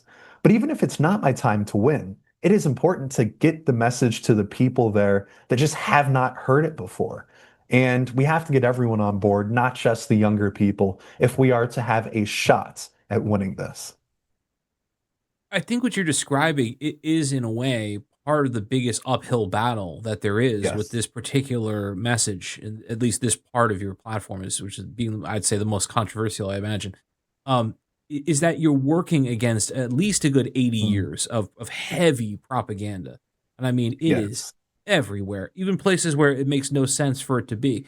Sitcoms and music and movies, every movie, and it just it's all so subtle and it's so written in there, it's exactly what you're describing. It's this idea that is communicated, obviously, often very indirectly, that anyone who is not supportive of them or Israel in particular is therefore wishing them a demise. And in a lot of cases, that's not true. In some cases, it is, but in a lot of cases, it isn't true. In a lot of cases, it's just a matter of being against the way they conduct themselves as a country, politically, and the way that they have influenced America's choices. I would argue that every war following 9/11 has been, at least in part, in service of them and a bigger, broader agenda. And I think that that's very poorly understood. I think it's very hard to Yes. communicate that, especially to the older generation. But like you said, they've been siloed away from this information. There was no way for them to get it for the longest time. And excuse me, as the internet comes around, now it's like, okay, well, they're online, but they're on Facebook. Well, that's another silo to prevent them from running into this kind of understanding. So I guess that's part of the biggest challenge, right? Is how do you break through that indoctrination, I guess, that's been very, very heavily applied to the whole population, but particularly the older generations. It's quite a challenge. It is very much so a challenge. But a big part of it is the almost bigger challenge is just getting people to show up to do things, to take that action. Because again, only 10% of people vote in a primary. And so I'm very certain more than 10% of people, even in this district, are opposed to Israel's actions in the Middle East. That is beyond a doubt. They have done too much. There's been too much negative action, too many videos, as you said. There's way more than 10% of people in my district that oppose the actions of Israel. And if every single one of them voted for me, I'd win 10-1. It wouldn't even be a Mm. contest. And so, we really, the people that take action are so rare. The people that will stand up are so rare, even among our enemies, even among the communists, even among the most radical revolutionary Zionists. They're so unwilling to take action even more that it would be actually easy to outnumber them in terms of people that are willing to stand up and do something. Like I remember at the protest where all the Antifa are attacking and they're going after you and trying to attack you for protesting against the statue. There's a crowd of 50 of them, but only like 5 of them are actually going after you. Yeah. And so if we stick to it and keep standing up and speaking the truth to these people, we'll win. And it really is as simple as that. And even among the boomers, they're waking up. I have had so much support from so many people. It has been truly heartwarming. Even in the liberal downtown areas of Charleston, amongst the retired upper middle class population there has been so much support for what I have to say, so much love. It has been heartwarming and really helped me to keep going in this. So, to those people, you know who you are. God bless you and thank you for supporting me. Absolutely. What is that like? That must be kind of a very uplifting thing when, you were Yes, kind of the first person to really kind of break through to them on an issue like this. That must be kind of a very interesting feeling to feel like, I mean, you're very well aware, I'm sure, that there's many people that do this, but you are actually the first guy to actually talk to them, this particular group of older people about this, and it must be a very interesting experience to kind of like see the lights click on and see them go, oh, yes, oh, I see. What is that it is. like? Yeah, it's always a new experience because there's always that emotional block, that switch in their head. I don't know if anyone here has debated or talked with an older person. You can be going through all the details and all of the information, and they'll be like, yes, you're right. Yes, you're right. Yes, you're right. But then you just hit that little part of their brain that has that itch, that chiseled in indoctrination. And then you hit that. Oh, that's wrong. You can't ever say that. You're an evil. And they start Yeah. raging at you, this emotional outburst. And so it's been quite an experience learning how to reach people without hitting that particular emotional like point. It's like this pressure point. Tripwire, you know? Exactly. Yeah, And if you hit that tripwire, they'll never listen to anything you have to say. right. They won't, at least not in that conversation. They won't hear anything. Their brains will go white, and then the indoctrination takes over. And so, the best word I can have is just enlightening to be able to understand how to have those conversations with them. And I've even gotten a lot of support from people that will disagree with me on that, with people who disagree with me on Israel, but they understand that I'm someone who will always put America first, and that's more important to them than my stance on Israel or an immigration or the war. Like I would speak in an event and I say I was completely opposed to the action against Maduro. I Mhm. was very concerned that if we went against Maduro and took him out, that we would have an ISIS style uprising and it would destabilize the place like taking Saddam Hussein out did. Now, of course, it would turn out that it was the most well executed military operation in modern history, with 0 casualties wiping out the enemy. But even still, it could have had drastic negative consequences. And I had a number of people come up to me and say, hey, we supported the action against Venezuela. We disagree with you on that, but we understand where you're coming from, and we'd rather have someone with principles than somebody that just tries to say whatever that we want to hear. And so their disagreeing with me actually made them like me more, ironically enough. And so that's sort of been my experience with that. That's very interesting. I can see that. I can see there being a respect that triggers anyway, even if they disagree.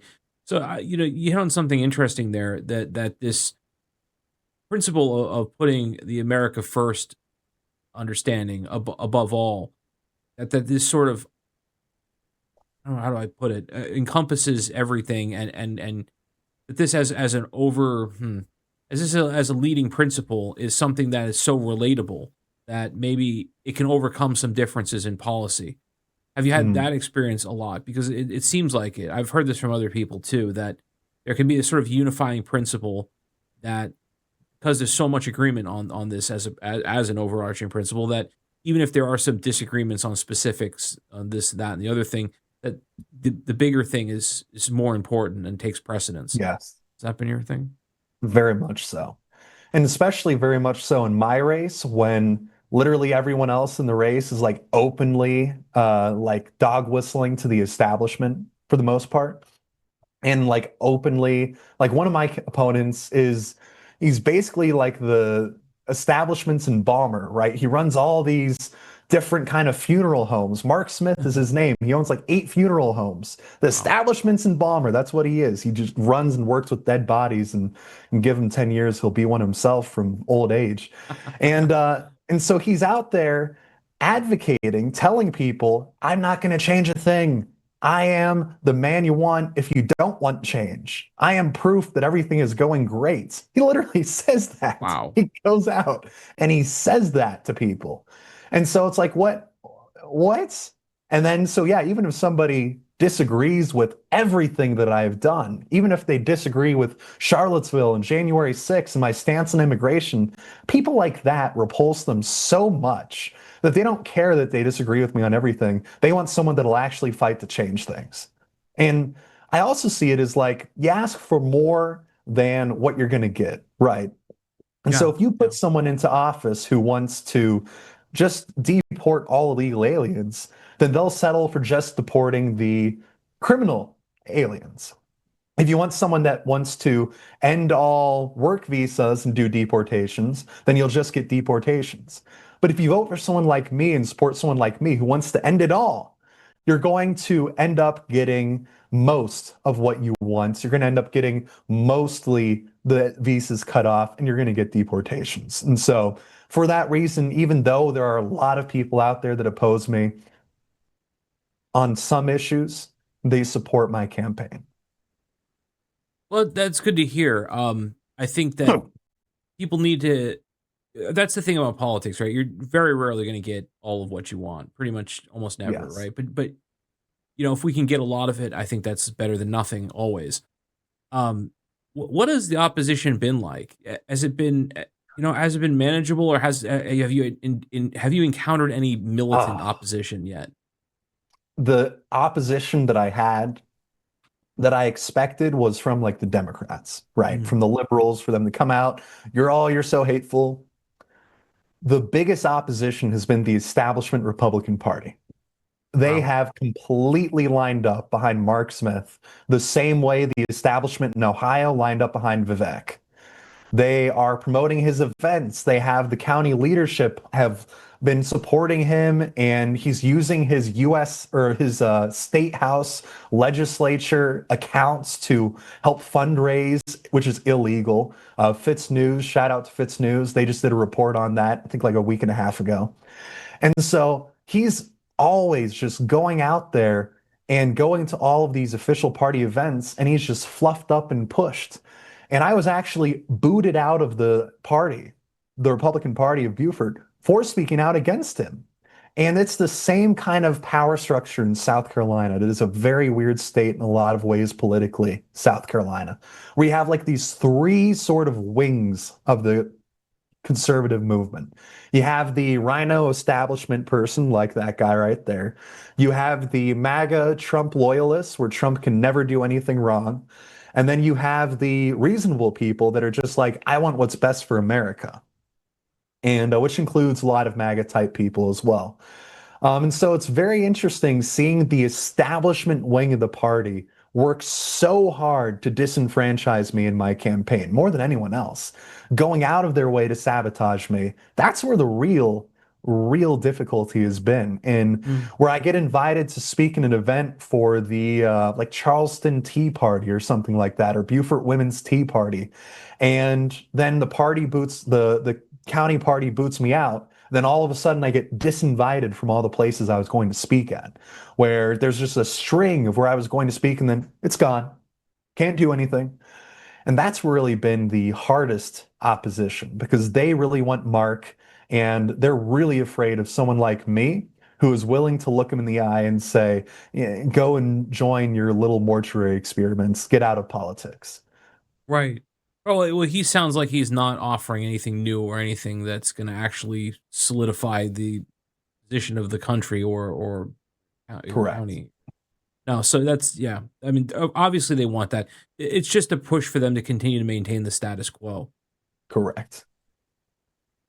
So, beyond this, you have another one that I think on your platform that is quite interesting. This one I could imagine there being some controversy around, but maybe a little less so than the former one. This one says revolution, arrest all capital all who are on the Epstein list. That's good. I mean, that should have already been done, right? And all Right. involvement in the Middle East, enforce election reform, including voter ID and more, impeach all corrupt judges and those who push leftist politics over the Constitution, end stock trading in Congress. Now, this is an important one. I think this should have already long ago been a law. I think that, in fact, I would go further. I would say that they should not be allowed to have any kind of, any kind of stock or any kind of trading thing because this is just too much insider information that you get access to. There's no way that you can possibly, you're letting them rig the game with that one. And then Yeah. also you have create congressional term limits for both Congress and Senate. So speak to this if you will. This is a good list. Yes. That is what I could think of for going after the power structure of the people that are manipulating and running and controlling our politicians. You've got the Epstein files where they're going out there and they're hurting children. They are brutalizing children, and then that's being used as blackmail. Or you have them entrap them with a 17-year-old and 364-day-old girl and then use that to blackmail them to get with the 12-year-old, and then now they're theirs forever. This controlling scheme of our politicians. And Epstein is far from the only person that's doing this. He's just probably the Right. only one that got caught. There are Absolutely. numerous other people that are doing that, and that entire web needs to be untangled. And so that would be number one. And obviously, like everyone agrees, like everyone wants that to be done. But it's very curious to hear a number of my opponents that don't really say that. They're very sort Mhm. of, they're like, yeah, go after Epstein, and then they change the subject. It's very interesting. Mhm. And so the same thing with regards to the money, with the stock trading, with the term limits. These are all things that have to be done. Term limits alone is not going to solve any issues whatsoever, by the way. It's not because you're still going to have very self-interested people that want to take power for themselves so they can benefit themselves, right? It's all self-interest. That's all politics is individual people trying to take for themselves. That's what 80% of it is. And the other 20% are people that actually have beliefs. But those people, if they had term limits, they would have to do more selling out in a shorter time frame.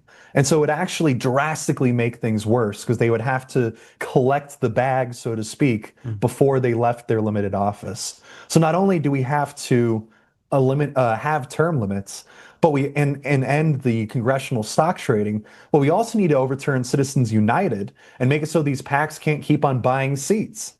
The other day I was or I think it was yesterday, I was in a space with Ian, um, Oh, and he Ian had a big Malcolm. Yeah. space. Yes, Ian Malcolm, and there was a pretty good space, and this guy came in with an Israeli flag in his picture. And he started ranting and raging, saying, well, AIPAC doesn't actually spend that much money. Israel is actually the 30th lowest when it comes to donations. But that's not really where the power is at with these PACs. Yes, there's in the pre-contributions, but it's the post-election contributions that matter. So in order to be given a committee seat, the way it is right now is you have to fundraise a minimum of $150,000 and give it to the party, give it to the GOP in order to be put on a committee assignment. And to get on the good committees, like the Ways and Means or the people that actually make the laws, you have to fundraise close to $1 million in order to get there.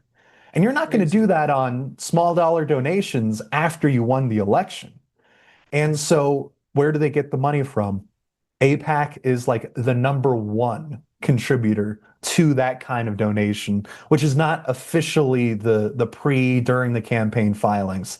And so that's why they can sort of get away with, oh, it sounds like the truth. It really is only the 20th. No, they lobby very heavily to get people into these committees that they can control. And that's where the real issue is. And I'm not entirely sure how you fight that, because the people that could make the laws to remove that are the people that did that, right? The people that are in the committees to get rid of it are the ones that did the fundraising. And so, but again, self-reinforcing. They pulled the ladder up behind them. Yeah. Yes. And so that has to be combated, but that all would come down to Speaker of the House. And this is why every single congressional race matters so much, because it only really takes like 3 votes in a unified block to change who wins the Speaker of the House. And so that little unified block has a lot of influence and power, right? Especially if you're in like a 51% Republican House and all the Democrats will be voting for someone different. If you're 3 Republicans that are actually America first and you threaten to put a Democrat in power unless they do what you want, you have a lot of leverage to actually get good things through. If you have 5 or 10 or 15 US congressmen, you go from being this insignificant group of rabble, and if you're in a unified block, you can actually make changes. With 10 to 15 people, you could do discharge petitions like Thomas Massey did. You could actually force laws through. You can force a different speaker, the speaker that you want, and get massive concessions. And so it takes a very small amount of people who will not sell out to actually take power in order to make a change. And so that platform there under revolution, those are all sort of like the pillars that I could really think of that would be the best way to undermine that power structure while we build up that base of support in Congress.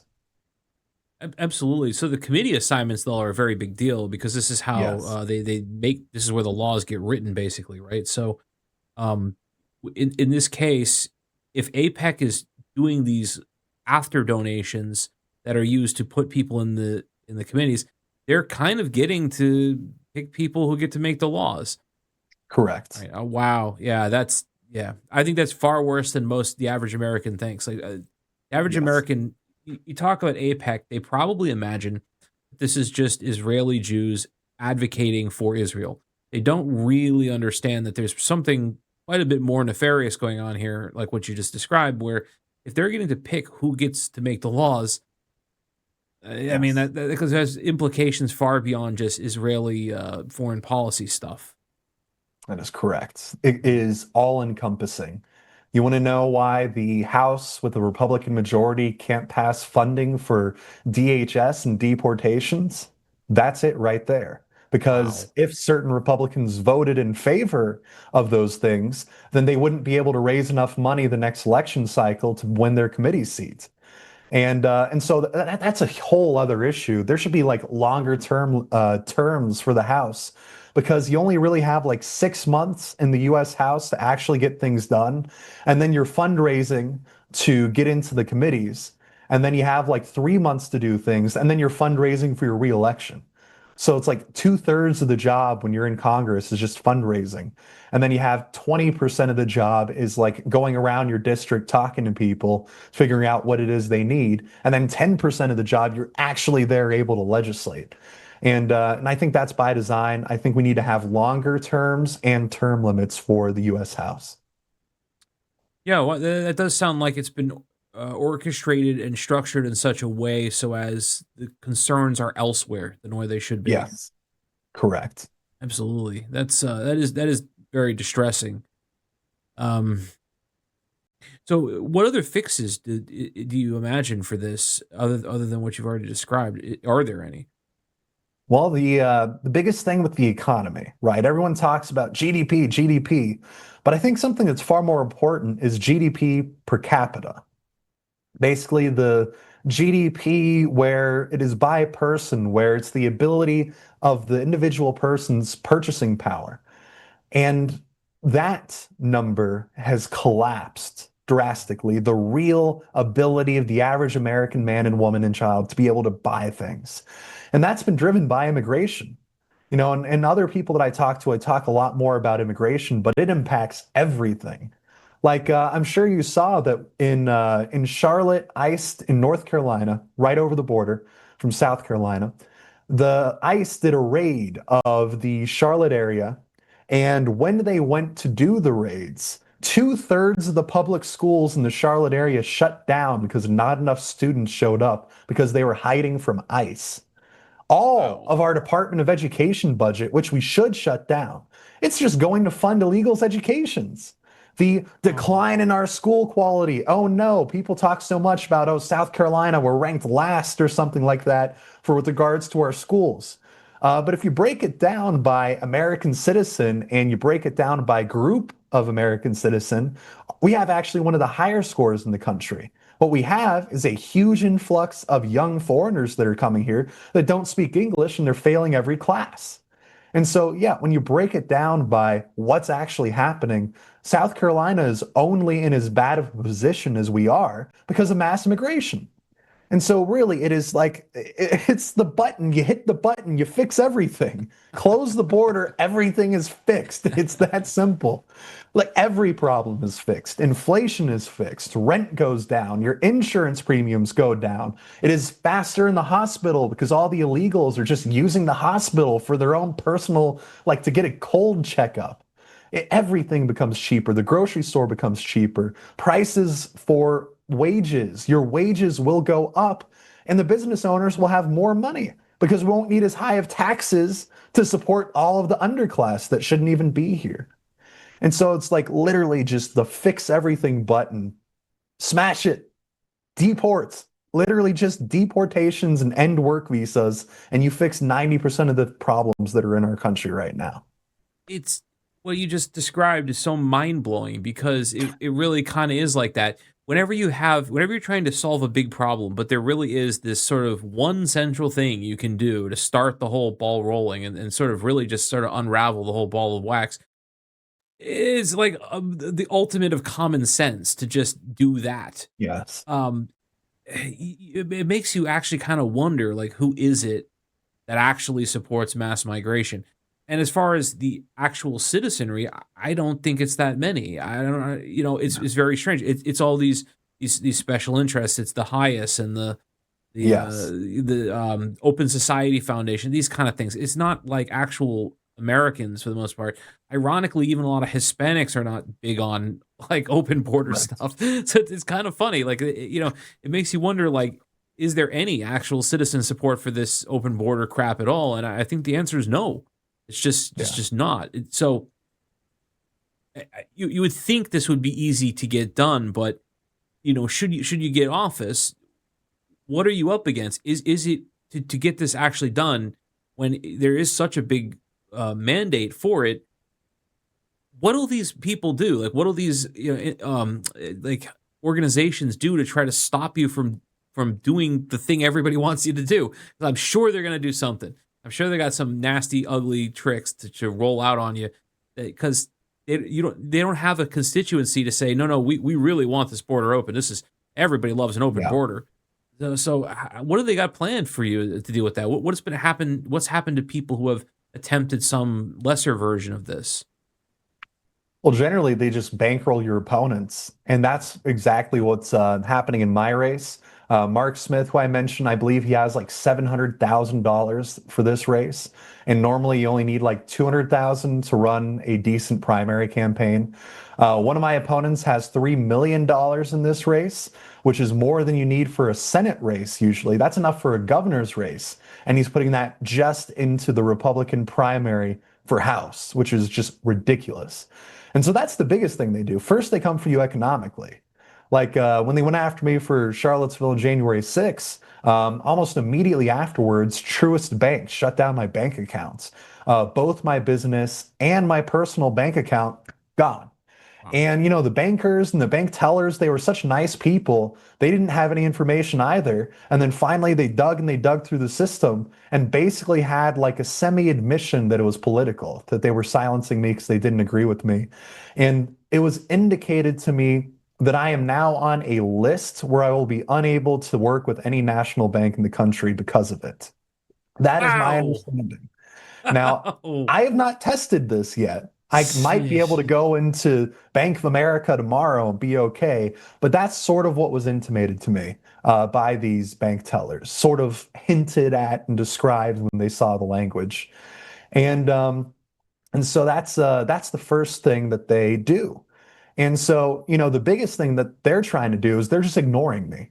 They are pretending that I don't exist. I go to an actual real candidates forum where I'm in this debate and I come within 3 votes of winning the whole thing.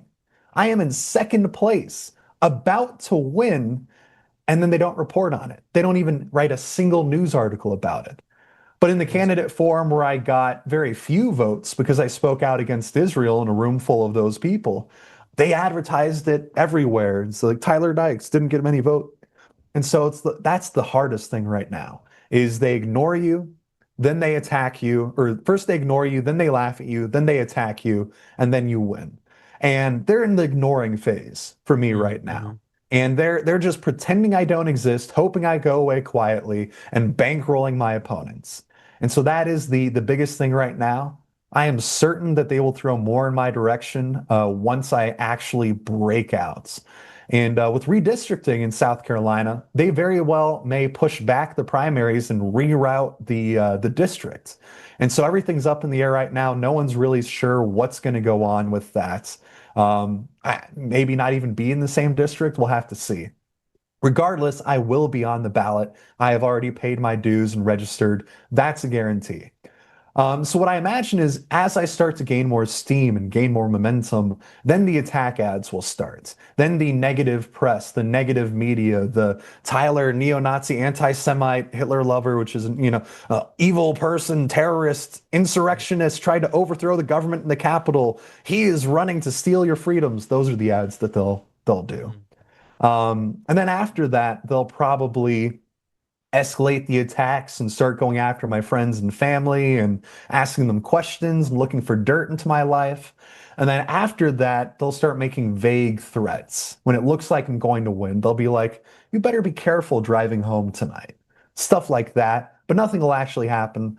And then eventually, if it looks like I'm going to win, I think they learned their lesson from Charlie Kirk when the entire country began to turn against Israel because of his assassination, because he spoke out against them right before the end. So I think, at least I'm fairly certain, they're not going to go all the way to assassination. And if they did do that to me, then I will happily die for the martyr for the American people. I don't intend to, but if I have to, then the sacrifice is worth it.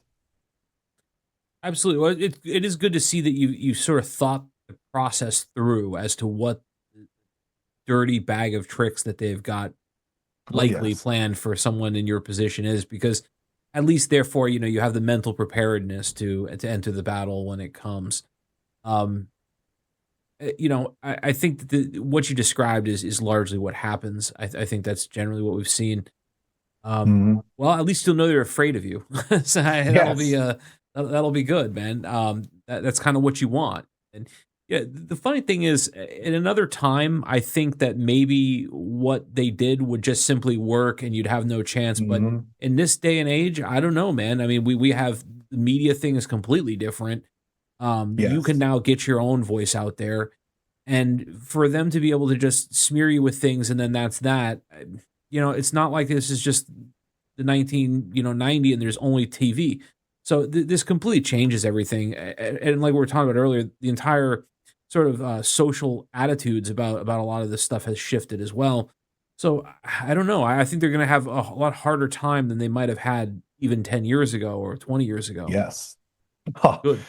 brother, 10 years ago, I could not imagine the amount of support that I've gotten. 10 years ago, oh, after Charlottesville, especially, God, it Mm, was depressing. yeah. The abandonment, the collapse of every single organization that went, the total disillusion of hope across the board. You even mentioned Israel that time. It felt like you were going to prison. Yeah, Uh, yeah, yeah, now, yeah. and now I get invited to speak at events, and I'm getting calls all over the district of people that want to host me. And I have people openly coming up and talking to me in public. They Yeah. talk to me in public. I don't think you realize just how insane of a change that is from 10 years ago. The level that we have come in these last 10 years to the point where I now believe we have a shot at winning. I have a shot, a good shot at winning this election. And versus 10 years ago, it was even impossible to have a Facebook account. That's the difference of how far we have come. And I'm so proud of the American people for finally beginning to see the lies that they have put on us. And so, yes, things have changed so much for the better. It is hopeful, and that is that is a takeaway that I would hope people with the "there is no political solution" mentality would they take that white pill. Just take the white pill on that and say, you know what, it's not where it needs to be yet, but it's it's getting little by little there, and it's the pushing of people like you that will make it possible at some point. And maybe it's not this cycle or next year or even 5 or 10 years, but sometime it's gonna happen. And Yes. every little push, every campaign, everything like this is what actually changes it. Um, a lot of people give up and they assume that like because there's no reason to they assume that because there things can't be done in the mainstream way that we should just kind of revert to just giving up on all this. I don't think so. Mm. I sympathize with them. I do. I really do feel the uphill, maybe cliff climb with a backpack full of rocks that it is, but it's Yes. got to be done. And some people are cut out for it. I've always said that if somebody actually starts to really break through, it's probably going to be somebody with a military background. It usually is. I think there is something that happens to men that enter the military. I'm not a military veteran, but I can see it in men that are. I can see that there's um, a familiarity with struggle. Maybe is the way I would put it. And I think That that is it's so kind of true. it's necessary, right? It's like because the crap that they're going to throw at you is something that is meant to make somebody want to just walk away. Like that's the intention of Yes. it, is to make you go, well, this isn't worth it. But when they hit you with it and you go, what else you got? That really is a different attitude. God bless the United States Marine Corps for teaching me that. I would not have been able to survive what I went through without it. Thank the Lord I didn't immediately get doxxed after Charlottesville. That would have destroyed me. They came after me after my military training, after I learned basically how to be a man. And I had no idea about how to interact with people even before then. No idea about what struggle meant, really. And so to have that experience, to learn from the Marines, it was just it made me into someone capable of withstanding what they threw at me. To go through the boot camp experience, I loved every second of it because finally, for the first time in my life, I was actually being tested. I was actually being pushed to something that was difficult. Brothers by my side fighting for the same cause to make ourselves stronger, not over petty squabbles, but in camaraderie for the country, for each other. That feeling, there's just nothing else like it in the planet. And just remembering that feeling alone gets me through the difficult days. Absolutely. That's what most veterans say is that they're fighting for the man next to them, not some political. Yes. Well, that's a hell of a mission, man. And I do hope you're able to see it through because I think you got the right ideas here. And I think um it's gonna take yourself and others like you pushing through.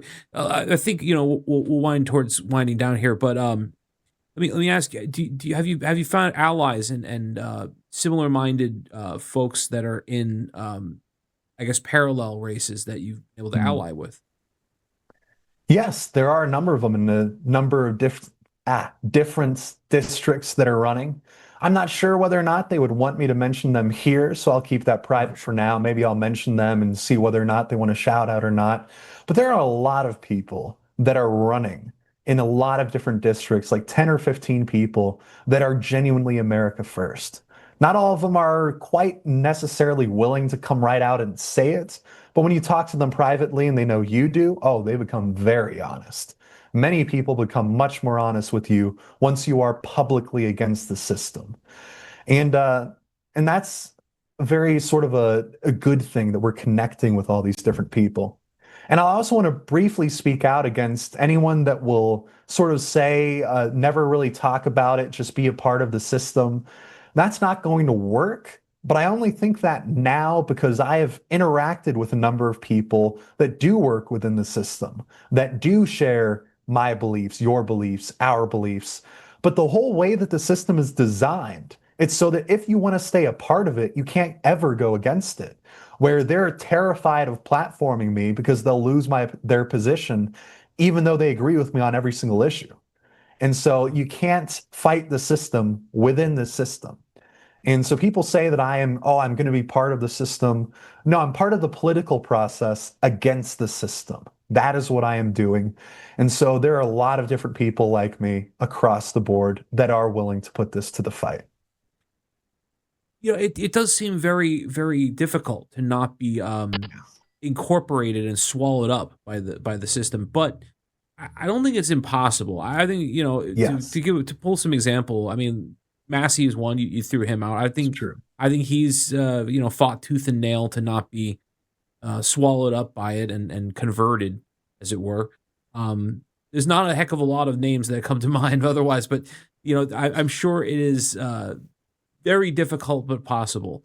And Yes. you never know where it's going to come from, but maybe it's a person like yourself that is able to have the inner strength to resist these temptations. Because if they can't get rid of you and they can't do anything with you, then the last stage is once you're in to try to see if they can co-opt you.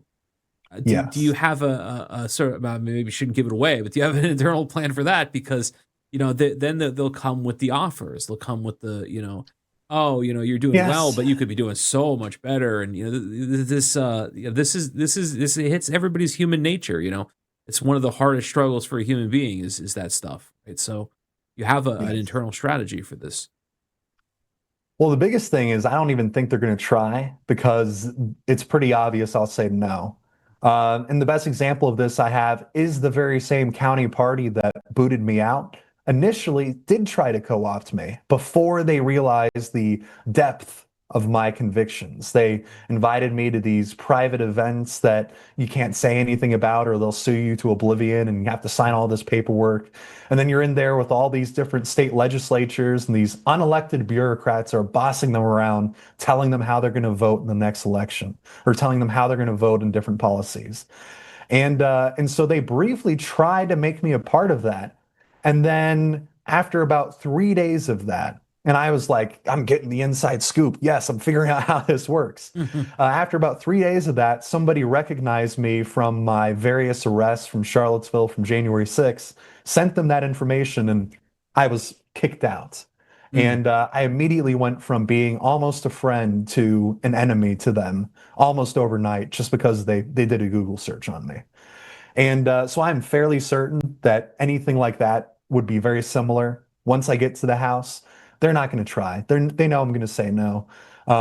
If they are going to try, they're not going to offer a bribe. They're going to use threats. That would be my imagine. Yeah. I'm not somebody that can be bought, but obviously, I care about the people I care about. And so they would probably use that as a pressure point. But again, after all of the shit that I've been through with January 6th, with Charlottesville, like, I didn't get too much into it here, but I got arrested for Charlottesville for carrying a tiki torch in March of 2023. I went to jail. It would turn out later, I believe, that the judge and the prosecutor in my case were both connected with Antifa that day.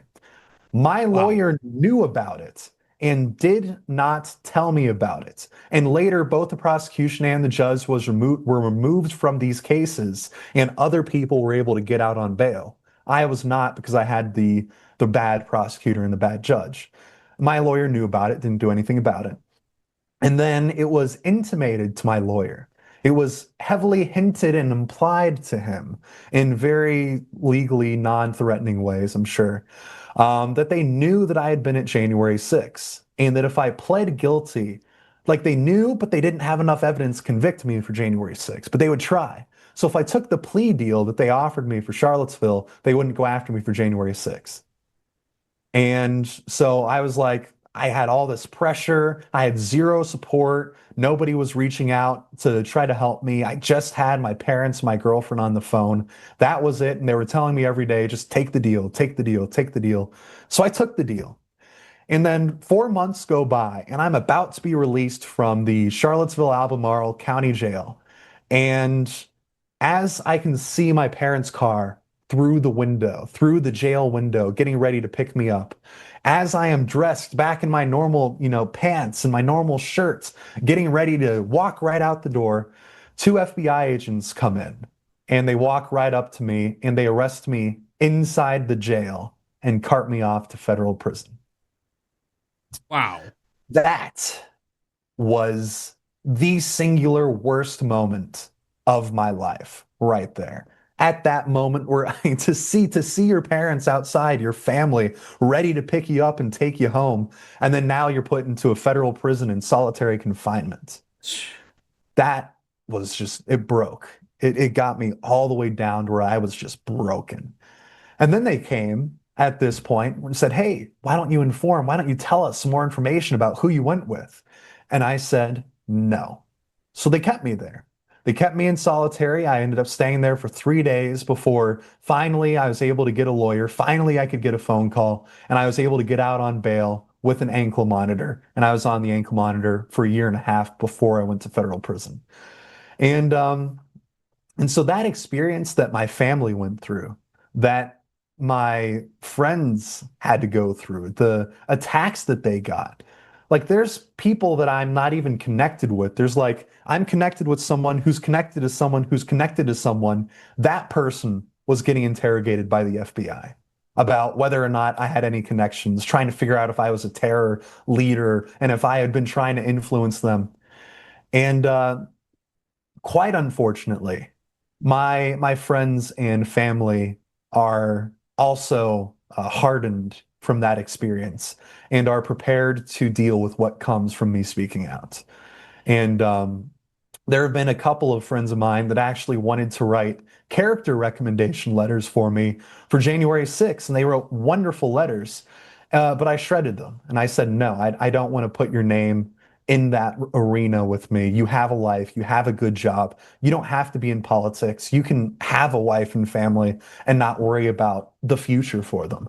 And so, and so that's sort of what I've experienced with the connections that I have. And so because of that, I am prepared for whatever they have to throw at me once I make it to US Congress. That's a hell of a story, man. I know that they've done some very shady things to the people that were caught up in the January 6th event and everything that happened. But yeah, that seems like that was orchestrated to try to maximum demoralize you, right? It's like Yes. you're drowning and the life raft is like right over there, and then they're like, it's just Yeah. taken away. Yeah, that's awful, man. That's really, really awful. But there is a there is something to all of this, right? This is the kind of struggle that a man would need to be able to do what needs to be done in this. This is a hostile arena, but it's Yes. the only way that stuff is going to get done. There's a lot of different types of things people have come up with for activism and awareness and all this stuff. But at the end of the day, we're going to need people that'll actually get their hands dirty in this political muck to actually make these changes. And it's going to take somebody that's been through these kind of things. So I really hope you make it all the way, man. I really do. Thank you. God bless. I appreciate it. Yeah, you as well, man. It's heartening to see somebody try, and I know that it's going to take a lot, but I think it can be done. It's just I know I don't have the thing, right? Like I know you have to know that about yourself, and there's a very specific set of backgrounds that a person would have to have. I don't think it could just be anybody. And I think from what it sounds like, from what we've told me, what I've read, it sounds like you have it, and I hope you can make it all the way through. Thank you. Yeah, I think so. Let's see what people said. If anybody has, I think some people had some questions and stuff. So let's see whatever they said, and let's find out. Let's hit it. Yeah, let's see. All right. Anybody use this thing? Let's use the main stuff.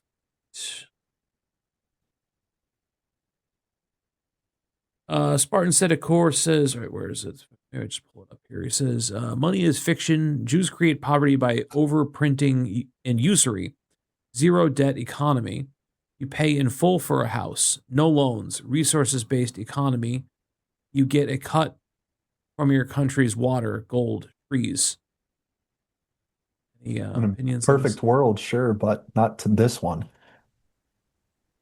In this world, you ain't going to buy a house for the average house is what, $500,000 right now, $400,000.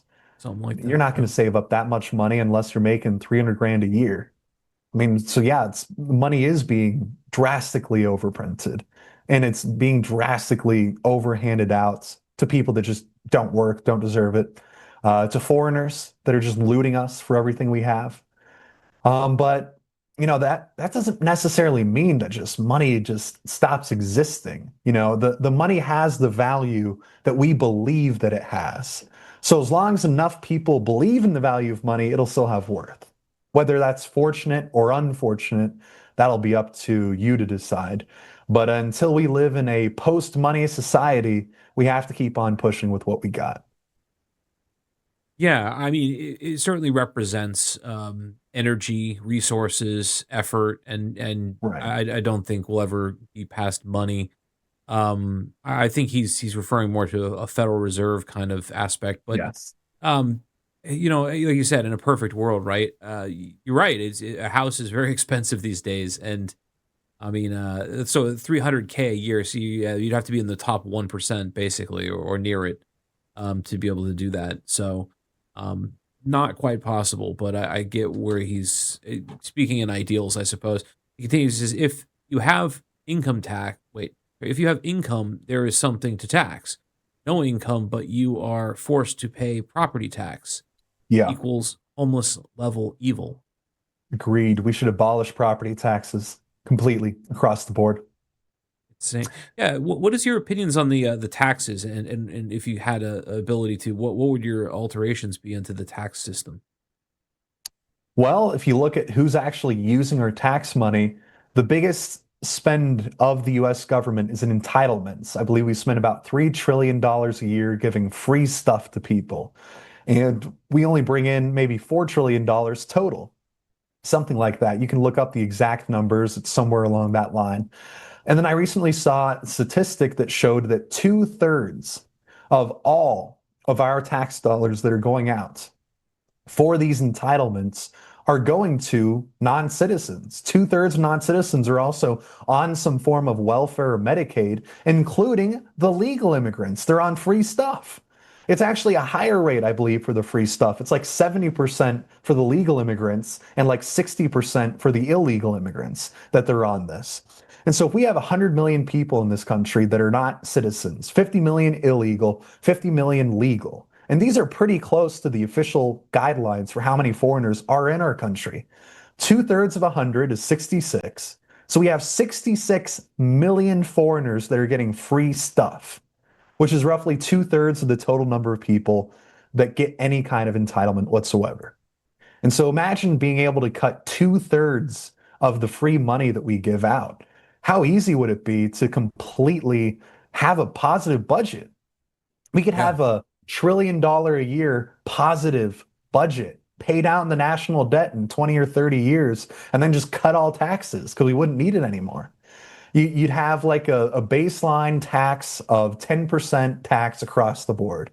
You buy anything, it's 10%. You sell anything, it's 10%. You make any money, it's 10%. Make it easy, 10% everywhere. And no property taxes, nothing anywhere like that. Nothing that is on a wealth tax, no capital gains tax, no property taxes. That is my belief. And I think that if you make the average income or below, you should not pay any income tax whatsoever. That is, of course, in an ideal world, a world that I'm trying to make. Well put, and that sounds quite sensible to me. I've heard people propose the 10% across the board tax, and that makes it a lot easier to keep track of. I mean, they have such Yes. a convoluted, complex schema of various numbers and basis points, and it's all very, very confusing. You have to have entire professions just to keep track of the damn thing. Much less, it should not be that complicated. It, the average person can barely keep track. Yes, that's Much less pay true. it. Yeah.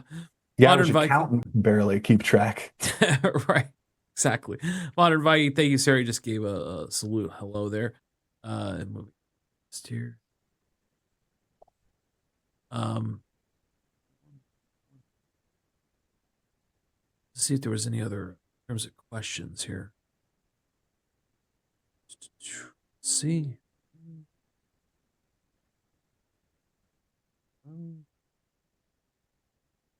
Floyd Rich says, obviously, don't have to name names, but has Tyler found any unlikely allies in the establishment? There are a few people in the South Carolina State House that I would loosely define as allies. But again, that's the whole problem with anybody who is a State House member is they cannot endorse me or support me. Otherwise, they get just destroyed. And so they might give private advice here and there, but for the most part, they're unable to really do a whole lot. That's unfortunately part of the problem of being in the establishment is pretty much accepting a certain level of their control over your life. And so there are a couple of people that are positive that could be considered an unlikely ally, but for the most part, it's a no. It's a complete they're enemies by and large, the establishment people. And I can think of maybe five people that I would consider allies, and 300, 1,000, thousands of enemies in the establishment. So that's a good question, but it's very difficult to break past. Yeah, that does sound difficult. Yeah, it always helps to have some kind of coalition, but I think when you Yes, get in, you get you'll definitely find more allies to exactly. yeah, make a team out of. Sure. Spartan said, of course, said great episodes the last couple of days. Thank you. Well, thank you, Serbian Bull.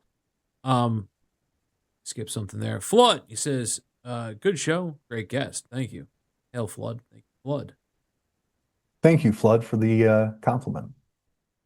Flood, No, I don't character to know. know. He makes Okay. AI videos that are funny Ooh. and interesting. Kermie, what's up, man? He says, "What is your stance on nationalist groups such as Patriot Front and their role in this tumultuous age?" Good question. I'm gonna have to think about what would not destroy my campaign and how I can answer that. Guess that is an answer, right? The there's a lot of different organizations out there that are working very hard in order to actually change things in a lot of positive ways. I would consider there to be a lot of groups out there that are doing that. But in my opinion, unfortunately, if you're not going after where the power is, you're not really going to change things. Like you have different groups that want to basically be homesteaders and build communities. That's amazing. God bless you. We have to go after the power. We have to go after where the elites are, and we have to hit them where it hurts. We don't take their power. It doesn't matter how many off the grid houses we have. It doesn't matter how many little communities that we have across the board. It doesn't matter what organizations and groups we have. If they have the power and the guns and the firepower and the money, and we don't. And so, in my opinion, the only path for the future is taking as much of that power away from them and giving it to our people as possible. I think that's a very solid take on it. There is a lot of ways and a lot of attitudes about it. I'm not against anybody's honest effort, but I do think that when it comes down to it, if we really do want a different world and this, that, or the other way, it's all about the power. That's Yes. the whole thing. To try to go about it in these roundabout ways, it might be helpful in another means or something, but as far as the big picture and the real things we're after, it's going to come down to that. You're going to have people Yeah. who are able to go in there and fight for it and get their hand on that power lever, because otherwise, it's not going to happen otherwise. So I fully agree on that. Um, I think that is the end of the super chat thing, but um, well, I thank you very much for coming on, Tyler, and I do Thank hope you. wish you the best, man. I total hats off to you and respect for the gauntlet you're gonna have gone through and will go through. And like I said, I think it needs to be done, and I think we need more guys like yourself doing it. People that have a background to be able to do this, they should. And I know I don't, but some people like yourself who do, we should all Thank you. support it. I appreciate it. Thank you so much. And thank you also for having me on. Yes, And sir. as a closing remark, Please. if you believe in the cause, please help contribute to my campaign. Again, my opponents have $3 million, $700,000. So it's right there. You can see it. It says votetylersc.com. There's a donate link. Please contribute. I am running a very lean campaign. I put about 10,000 ish of my own money into this race. And so every couple of dollars, even $5, $10, $20, it helps dramatically to be able to buy donor data, buy voter data, to be able to put out yard signs. So if you could please do that, that would mean the world to me and help me to be able to continue in this fight. And if you want to support me as well online, and maybe you don't have any money to spare, if you are really good at like making clips, if you can clip up this podcast and post it places, get the word out so that we can break past this media blockade they have on me, get past this blackout where they refuse to acknowledge that I exist. Because once I break through that blackout, I'm going to win. It'll be guaranteed. Once I provoke a response from the media, that's how you know that I'm going to win. And so if you guys could help get that word out till we get to that point, that would mean the world to me. So please, if you can help me digitally or financially, that would be huge. Thank you. Absolutely. Please, if you're into it and you can, please do help. And like you said, you can make clips, you can help amplify the message. The media blockade thing is one of the worst. I've seen this with particularly pro-white groups in the past. They do what they call a policy of asphyxiation, and they try to take your Yes. fire and deprive it of oxygen, and then just stuff it out by that means. So it's a particularly vicious and nasty way they have of trying to silence their opposition. But that is indeed what they try to do. But as you said, the way to break through it is to rally the people and get them to Amen. power of the mob, the group power for sure. Absolutely. Well, I thank you for coming on again, and I wish you the best in the campaign, man. Thank you. And thank you for having me. Yes, sir. Good night. Good night. Well, good night, everybody. I will see you all soon. And let me go ahead and switch to solo mode if I could find it here somewhere. Somewhere in here, I have solo mode. So we'll be back at Monday probably, and I think that's it. Let me if I can just do the solo mode for a minute. Here, it's in here somewhere.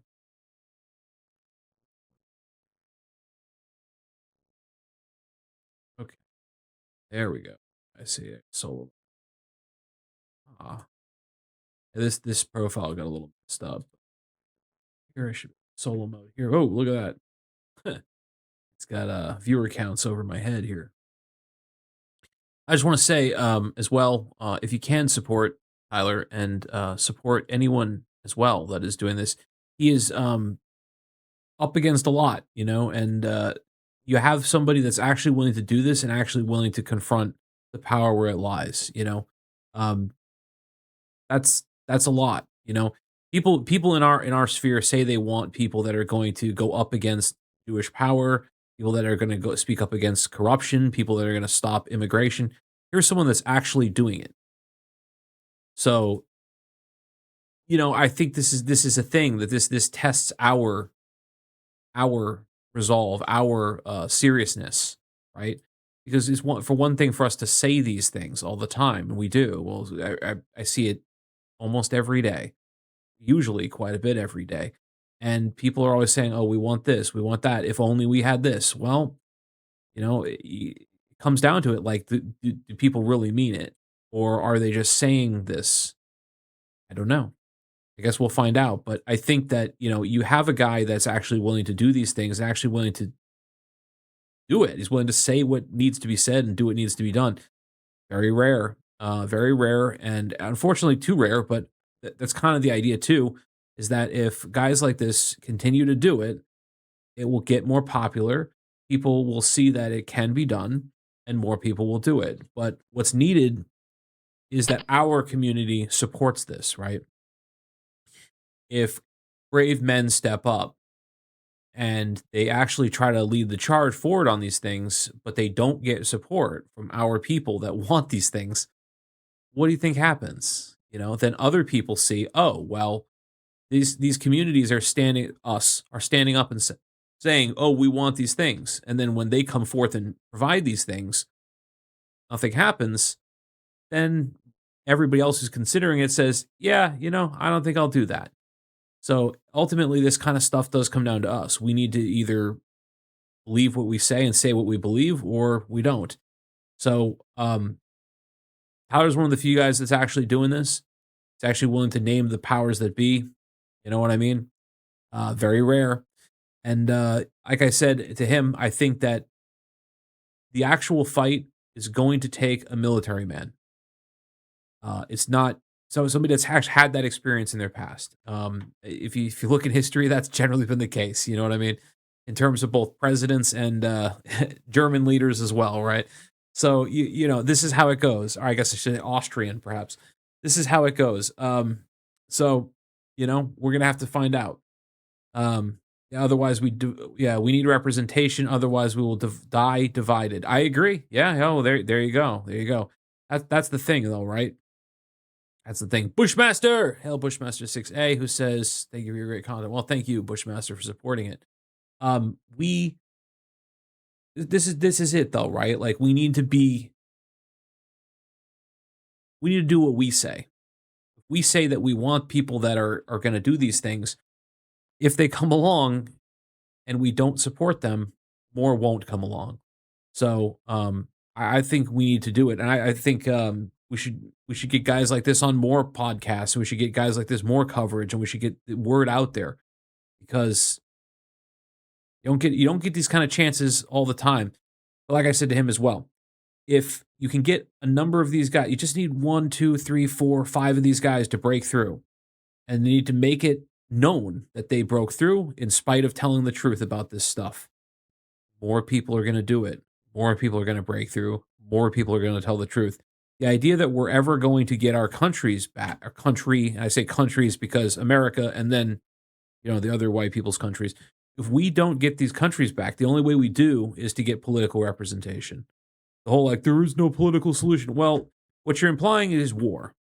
And while that may be part of it, at the end of the war, you still have to have politics, right?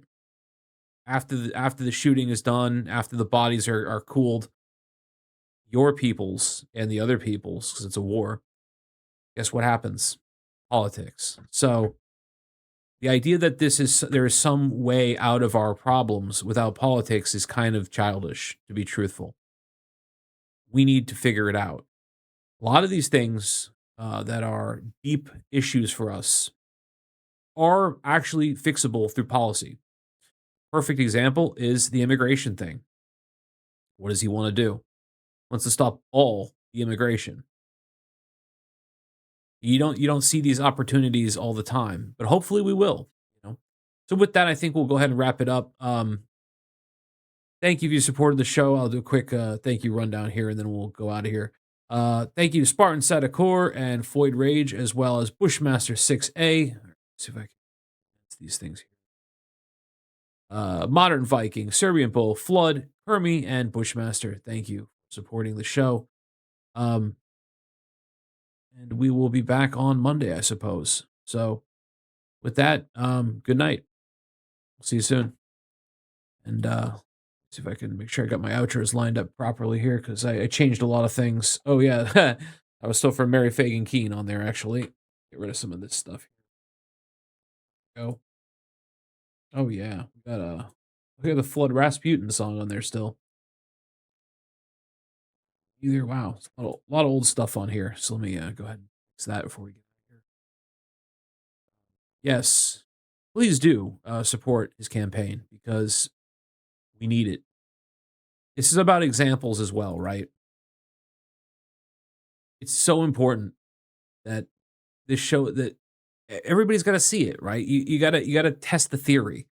If people can find out that it is possible, then more will emerge. And I don't know, man. I just fear that guys like this come out and they do what we want, and then everyone's like, meh. Like, don't be that. We need to figure out a way to do it. And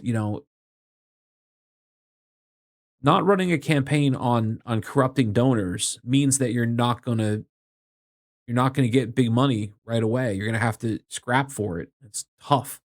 So, you got to run it like you're doing a give, send, go, it's what you got to do. So, I think we can make this work, and we need to have more guys do it, especially if you were in South Carolina, very important. So with that, thank you for tuning in, and we'll see you all on Monday. Good night, everybody. Good night. Good night. Night Nation Review now Hit has the its like button. own convenient super chat system built directly into our website. Just go to nightnationreview.com, pick an amount, write your message, and send it directly from our own site. Payment is completed securely. After payment clears, your message is logged privately for the host and delivered to a secure back-end dashboard.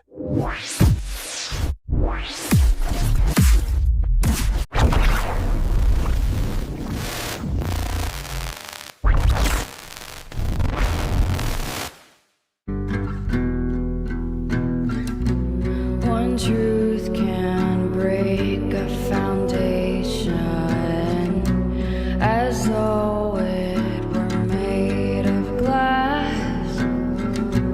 One truth can create a new vision, a future not haunted by the past.